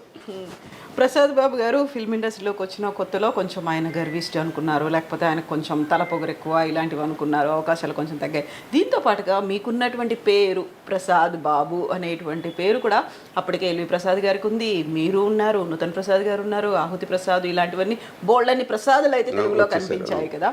అలా కూడా ఈ పేరుతో పోయిన సినిమాలు కూడా ఉన్నాయా?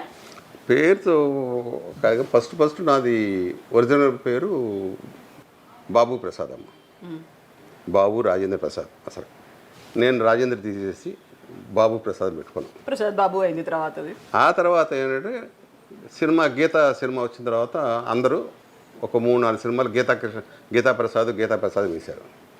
అంతేనే కదా టైంలో బాలచంద్ర గారు ఏం చేశారంటే అది వద్దు ప్రసాద్, నేను ప్రసాద్ బాబుని పెడతాను, నీకేమైనా అభ్యంతరం?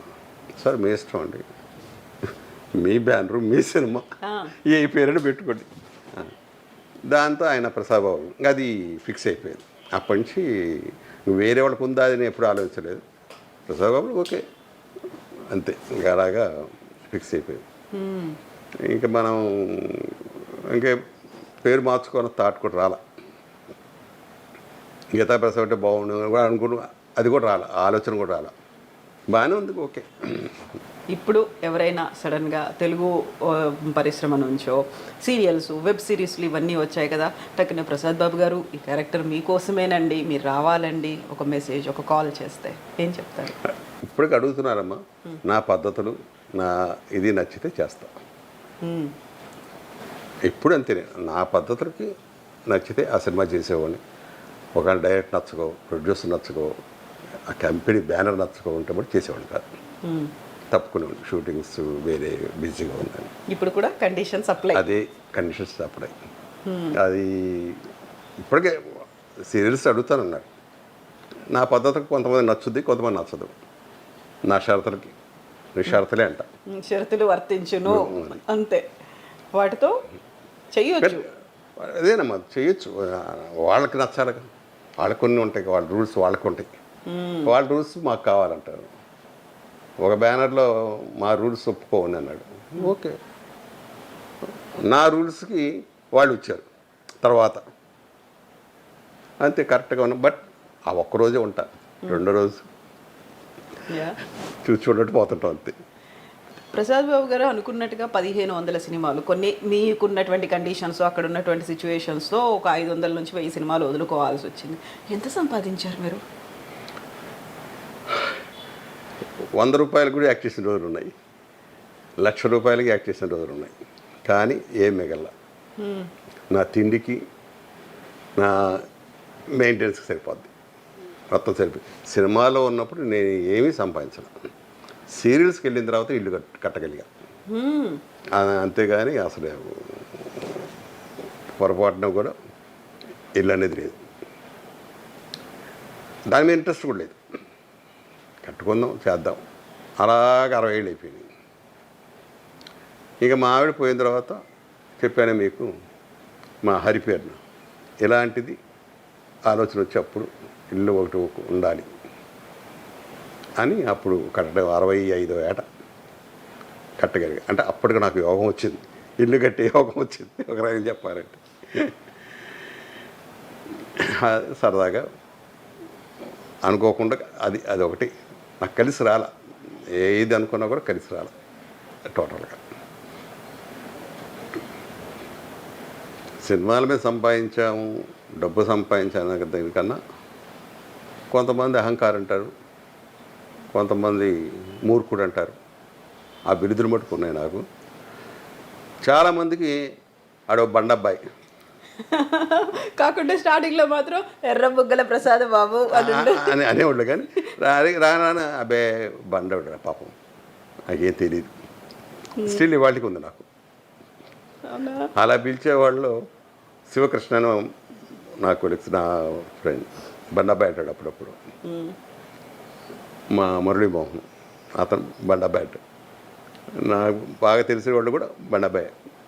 బూరే బుగ్గల ప్రసాద్ బాబు అనేది అసలు అది అప్పుడు ఉండేది.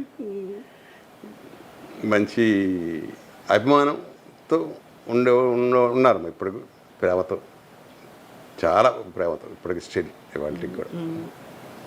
మీరు చేసినప్పుడు ఆ కాలంలో మీకు బాగా వెరీ క్లోజ్గా ఉన్నటువంటి కృష్ణ గారేమో పద్మాలయ స్టూడియోస్ అని పెట్టారు. మురళీమోహన్ గారు కావచ్చు, శోభన్ బాబు గారు కావచ్చు, రియల్ ఎస్టేట్ అంటే అప్పుడు భూములు విపరీతంగా కొన్నారు. ఆ టైంలో మీకు ఇలాంటి సజెషన్స్, ఇలాంటి థాట్స్ ఏమీ రాలేదు? లేదు, అస్సలు ఏ కోసాను కూడా ఆలోచన రాల. ఎందుకనో మరి తెలియదు నాకు. అది ఫస్ట్ నుంచి కూడా ఏదో ఒక 100 గజాలకు 200 గజాలు ఎందుకు, ఇదే ఆలోచన. ఎందుకు నెక్స్ట్ మీ పిల్లలు ఉన్నారు, వాళ్ళ కోసం కావాలి, అది ఉంది కదా మనకి అన్నది ఆలోచన. చాలు సరిపోతుందిలే అని. ఇప్పుడు అవి కూడా లేవని అన్నీ అయిపోయినాయి. అవి కూడా చెప్తున్నాం. ఆ చిన్న ఆలోచన ఎందుకు ఫస్ట్ నుంచి నాకు ఆ భూముల మీద కానీ, ఎందుకు ఫస్ట్ చూసాను నేను ఆ భూములన్నీ ఇండస్ట్రీగా రాకముందే చూసా. అందుకని ఇప్పుడు 1000 గజాలు 500 గజాలు అంటే నాకు అసలు ఎక్కదు. అవునా? ఇప్పుడు ఎలా అయితే ఫిల్మ్ ఇండస్ట్రీలో ఇన్నేళ్ల నుంచి ఉన్నారో వాళ్ళు మా వారసులు రావాలి అనే ఒక తాపత్రయం ఉంటుంది, వాళ్ళ కోసం మా ఆస్తులు సంపాదించాలి, రియల్ ఎస్టేటో బిజినెస్లో ఇంకోటో చెయ్యాలి అనేది ఉంటుంది. ఈ రెండు మీకు లేవు. నాకు లేవు. మంది కాదు అది, ఈ జన్మకి ఇంతే. కొంతమంది నేనేమంటానంటే బాకీ రుణం, ఎవరికో రుణాలు ఉన్నాయి, అందుకే వాళ్ళు రాత్రి బోళ్ళు అలా కష్టపడుతున్నారు ఇలాగ అనుకుంటాను నేను మనసులో.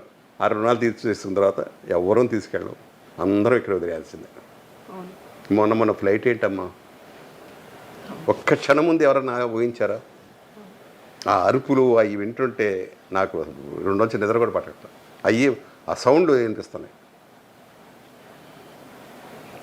ఆడు పెట్టే మాయలో నేను పడకుండా పక్కకు వచ్చా, ఆ మాయలో పెట్టేస్తాడు అంతే. అక్కడే గిరిగీసుకొని ఉంటాం.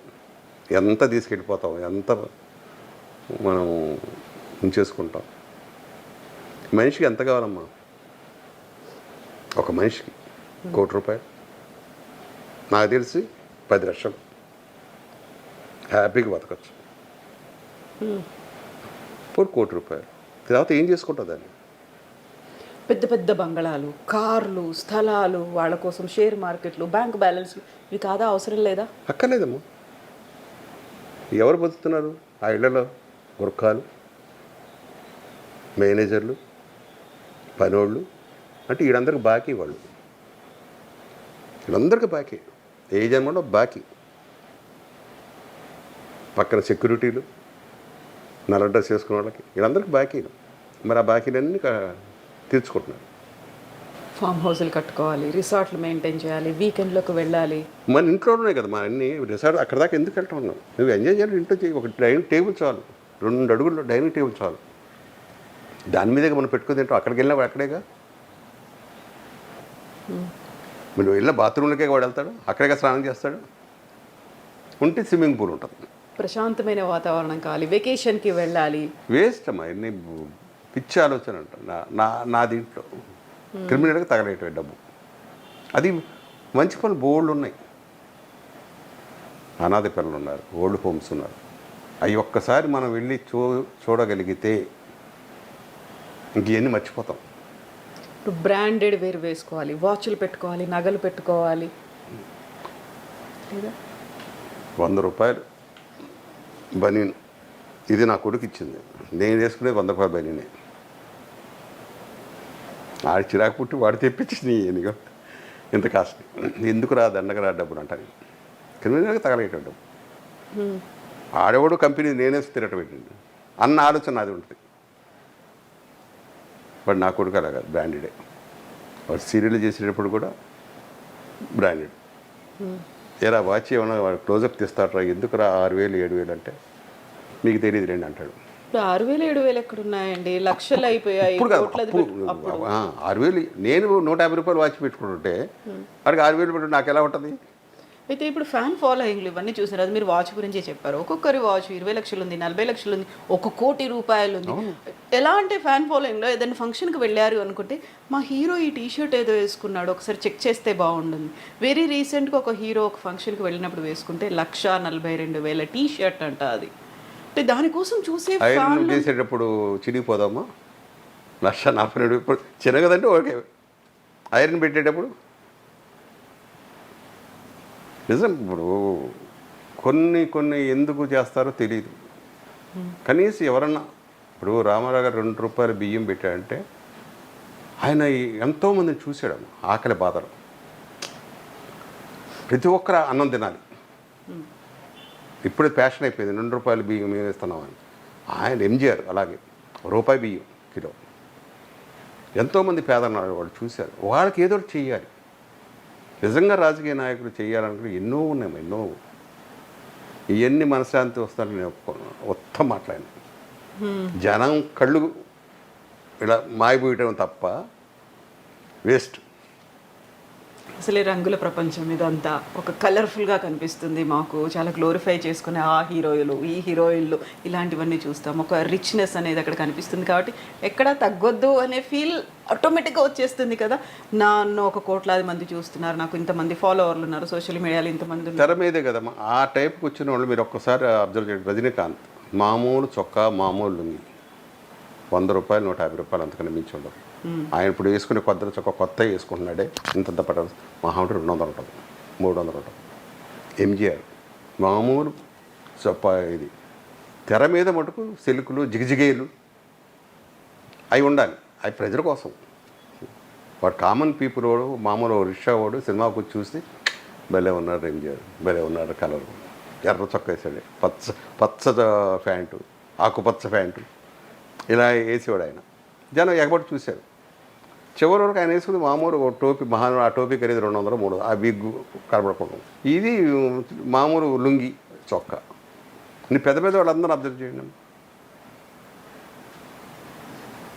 రామారావు గారు లాస్ట్లో ఆయన మరి కాషాయం బట్టలు వేసుకున్నారు, తర్వాత కొంచెం వైట్ డ్రెస్ వేసుకున్నారు. అలా ఉంది ఒక నాగేశ్వర గారు. ఆయన కద్దరు చొక్కా కద్దరు పంచి అది 2000 3000 అప్పట్లో ఉండేది. ఒక అలాగున్న అందంగా ఒక అంటే ఆయన లోట్లు పడలేడు తెలుసు కాబట్టి ఆయన అలాగా అది మార్చుకున్నాడు దాన్ని. ముందు మన కళ్ళు ఆయన జుబ్బా మీద వెళ్తాయి, ఆయన పంచి మీద వెళ్తాయి, పంచికట్టు. ఇలాగ పెద్ద పెద్ద నేను చాలామంది చూశాను. అసలు వాళ్ళు ఎంత సింపుల్గా ఉంటారు మామూలుగా. ముందు నుంచి మీరు ఇలాగే ఉండేవాళ్ళ? ఫస్ట్ నుంచి అంటారు ఎప్పుడు నో లగ్జరీ లైఫ్. నేనే వెళ్ళి కూరగాయల దగ్గరికి వెళ్ళి ఫస్ట్ నుంచి కూడా కూరగాయలు నేనే కొనుక్కుంటా. మటన్ గెడితే ఈ మటన్ ఇవ్వు అని ఆ మటన్ తీసుకుంటా, కోడి ఈ కోడి ఇవ్వు, A to Z ఏదన్నా నా ఇంటికి కావాలి నేనే వెళ్ళేవాడు. నేను నాకు అది నచ్చితేనే ఆ కూర తీసుకుంటా, లేదంటే నేను వెంటనే వెళ్ళినామని పంపిస్తే ఒకరోజు అది కూర తప్పుగానే ఉంటుంది, నాకు నచ్చదు, అవునా వెంటనే చెప్తా. చాలామందికి నిన్నటి ఇడ్లీ పెట్టారు వీళ్ళు అన్నది కూడా తెలియదు. నాకు పట్టుకోవాలని చెప్తా ఇది నిన్నటి ఇడ్లీ అని. హోటల్కి వెళ్ళినా కూడా చెప్పేస్తా, అంత అబ్జర్వేషన్ ఉంటుంది. ఫుడ్ అంటే ఇష్టం కాబట్టి, భోజన ప్రియులు కాబట్టి. మా నాన్న ఒక 500 ఇచ్చి అరే బట్టలు తేరా అని. నేను అందరికీ నిక్కర్లు మొత్తం అప్పుడు నా వయసు మొత్తం తిప్పి కూడా 13 14 ఏళ్ళు ఉంటాయి. నాకు కూడా అంతే నిక్కర్లు తీసుకున్నాను. మా తమ్ముళ్ళు చూడు నాన్న ఎలాంటివి తెచ్చాడో మిగిల్చి ఇచ్చేవాడు మళ్ళీ ఆయనకి 500 డబ్బులు మిగిల్చి ఇచ్చేవాడు.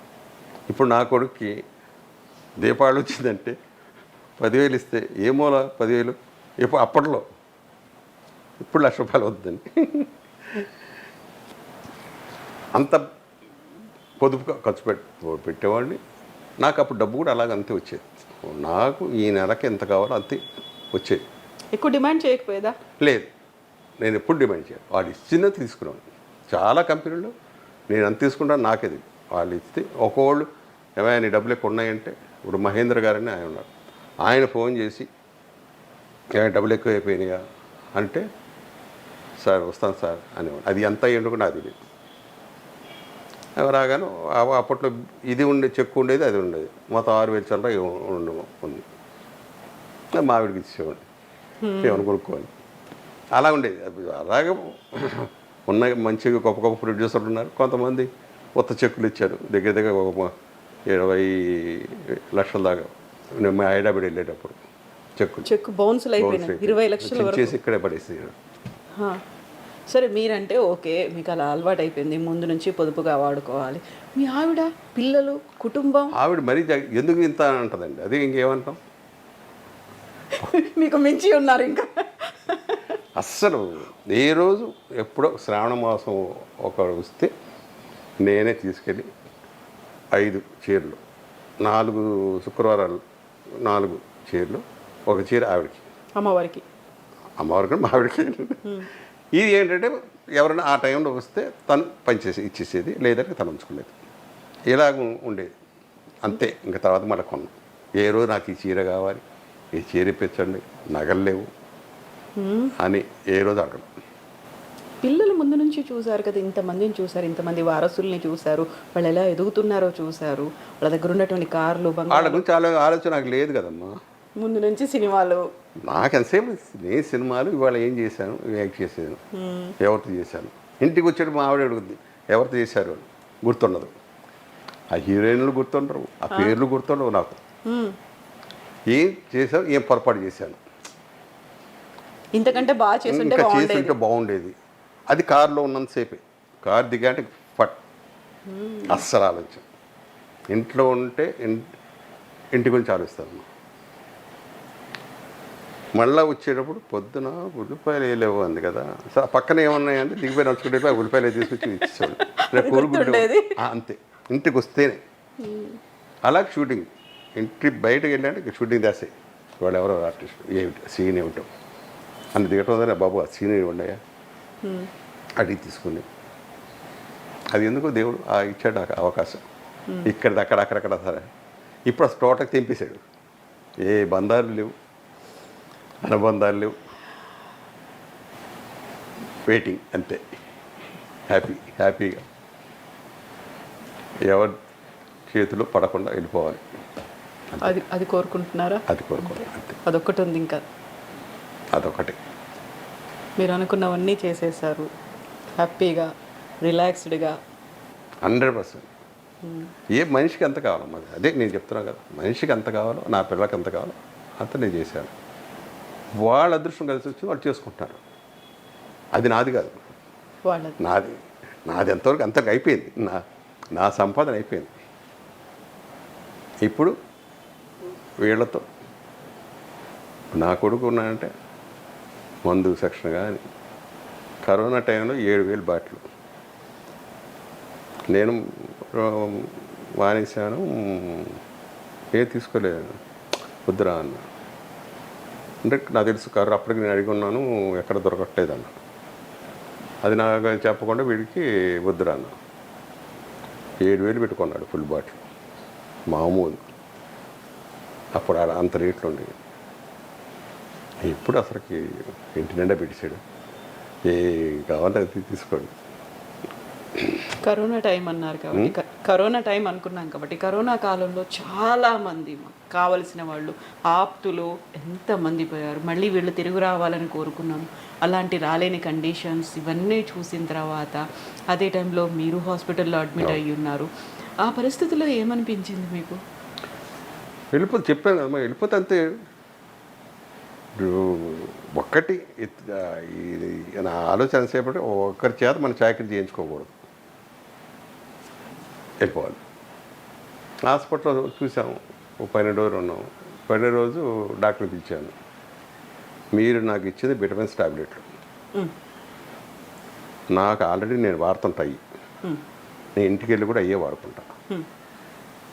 మీరు ఒకవేళ నాది కార్డు ఉందనుకుంటున్నారు, కార్డు లేదు, ఇన్సూరెన్స్ లేదు, క్యాష్.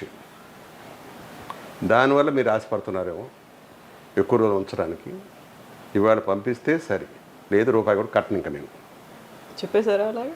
అంటే అప్పుడు డాక్టర్ కార్డు ఇన్సూరెన్స్ లేదా అని, లేదు ఇవాళ పంపించాడు అనేసి వెళ్ళిపోయాడు. 12 రోజులు అయిపోయాయి.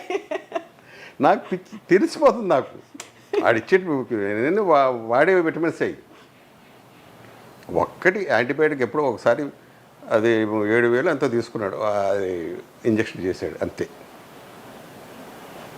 ఆ తర్వాత ఇంకా ఏమి చేయలేదు, వేస్తున్నారు. పోనీ జ్వరం ఉంది, నీరసం ఉంది అని బాగా దుక్కలా తిరుగుతున్నాను, స్నానం చేస్తున్నాను, బాత్రూమ్కి వెళ్ళి వచ్చి పడుకుంటున్నాను. నాన్ వెజిటేరియన్ పెడుతున్నారు చక్కగా. 4-5 రోజులు నాకే బోరుకొట్టింది. ఈ ఉప్పు కారం నేను ఎందుకంటే అది కొంప మీద శుభ్రం తినొచ్చు కదా అనిపించి ఆ రోజు ఒక 10వ రోజు 9వ రోజు మొదలుపెట్టా.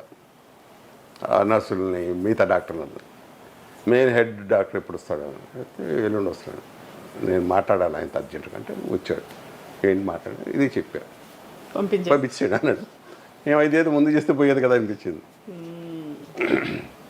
4 లక్షలు లాగేశారు 12 రోజులకి. బాగుపడింది ఎవరంటే డాక్టర్లు, హాస్పిటల్స్. కరోనా వల్ల ఆ టైంలో బాలసుబ్రహ్మణ్యం గారు పోయారు. నాకు ఇంటికి వచ్చి అన్నాడు, బాకీ నేను లేవరా అందుకే వెళ్ళిపోయాడు అన్నా నేను. మా ఆవిడ ఆయన మామూలుగా కష్టమా పడింది, నిద్రలు ఉండే కాదు రోజు ఎన్ని పాటలు, ఎప్పుడు ఇది వచ్చేవాడో తెలియదు. సంపాదించాడు, హ్యాపీగా వెళ్ళిపోయాడు. ఆయనకి బాకీలు లేవు, వెళ్ళిపోయారు. మీకు బాకీ ఉంది ఇంకా? ఉంది. ఏదో ఉంది. 100% ఉండవు, ఉంది. లేదంటే ఉండవు. ఏ రోజైతే మన బాకీ తీరిపోద్దో ఆ క్షణం ఒక మెతుకు కూడా మన దగ్గర రానివాడు దేవుడు. అవును. అందుకే బియ్యం పెడతారు.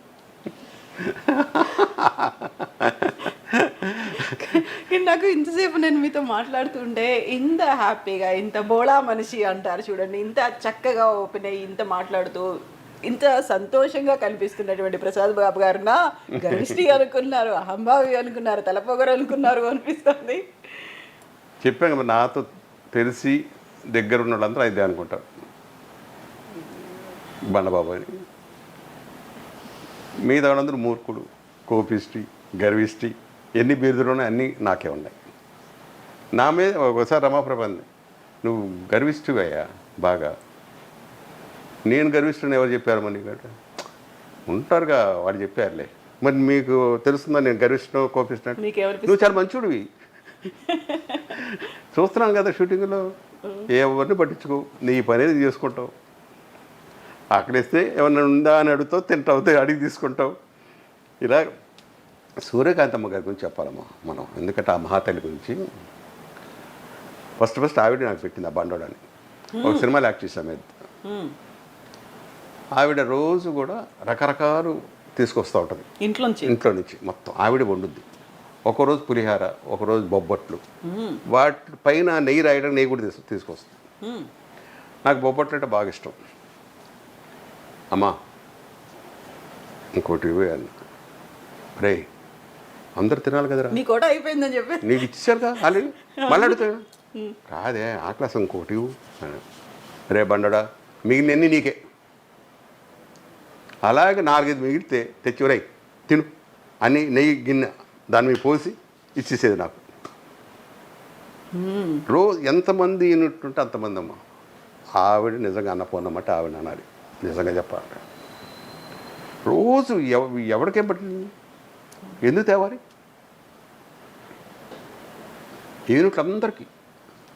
నేను 2-3 సినిమాలు చేశాను. 2-3 సినిమాలు ఆవిడ ముసలి వయసులో కూడా చూసా. అదే పద్ధతి. ఒక పెద్ద దబరడ్డ పులిహార అందరికీ వేస్తుంది, చిన్న చిన్న బౌల్ వేసి. గ్రేట్ అదే అంతంత గొప్పవాళ్ళు ఉండబట్టి ఇండస్ట్రీ నీళ్ళు 100 ఏళ్ళు పూర్తి చేసుకుంది. Thank you so much Prasad Babu గారు, thank you so much. Bold అనే విషయాలు మాతో పంచుకున్నందుకు, అండ్ బోల్డ్ అని బాధాకరమైనటువంటి సంఘటనలు కూడా షేర్ చేసుకున్నందుకు. అండ్ నేను 1 year వెయిట్ చేశాను అంటున్నాను కదా, ఒక వర్త్ఫుల్ ఇంటర్వ్యూ అయితే నాకు వచ్చింది. 1 year వెయిట్ చేసినందుకు, నేను వేస్ట్ చేశాను నన్ను వెయిట్ చేసినందుకు. సారీ నో, నేనేమంటున్నానంటే యూజువల్గా మీరు అన్నారే 1 year వెయిట్ చేశారు అనేసరికి ఇంకేవో అనుకుంటారని కాదు, ఎందుకు అయింది అనేది ఇప్పుడు మీరు ఓపెన్ అయ్యి చెప్పినందుకు, ఇంత టైం మాకు ఇచ్చినందుకు thank you so much Prasad Babu గారు. మీరు ఎప్పుడు ఇలాగే సంతోషంగా ఆరోగ్యంగా ఉండాలి. బోల్డని బాధ్యతలు అయితే ఇంకా ఉన్నాయి అర్థమవుతోంది, బట్ అన్నింటినీ కూడా కంప్లీట్ చేయండి, ఫుల్ఫిల్ చేసుకోండి. Thank you so much. Okay అమ్మా, నమస్తే. Thank you. Thank you. Thank you.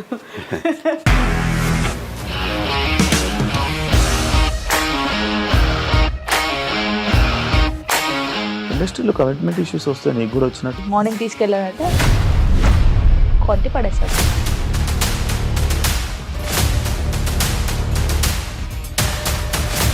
ఒక్కళ్ళు కూడా చూడలేదు ఈ సినిమా అని చెప్పడానికి కూడా చాలా ధైర్యం కావాలి. అది నిజం కదా, దాంట్లో ధైర్యం ఏంటి? ఇది నెక్స్ట్ డే ప్లేట్ మార్చేస్తే తప్పు కదా. As of now we are comfortable this అని నేను అనుకుంటున్నాను. రష్మిక గారిది మీది ఒకే ఊరు అంటే కదా. నీకు కోపం వచ్చిందంటే బాగా తిట్టేత్తరా? తిట్టేద్దామండి. నిజంగా గేమ్ ని ఎలా చేంజ్ చేయగలిగారు? ఏపీఎస్ఎఫ్సి వాళ్ళకి 6 నెలల్లో నేను 6 లక్షలు కట్టా. బిజినెస్ చేయాలనుకుంటే it is as difficult as riding a tiger.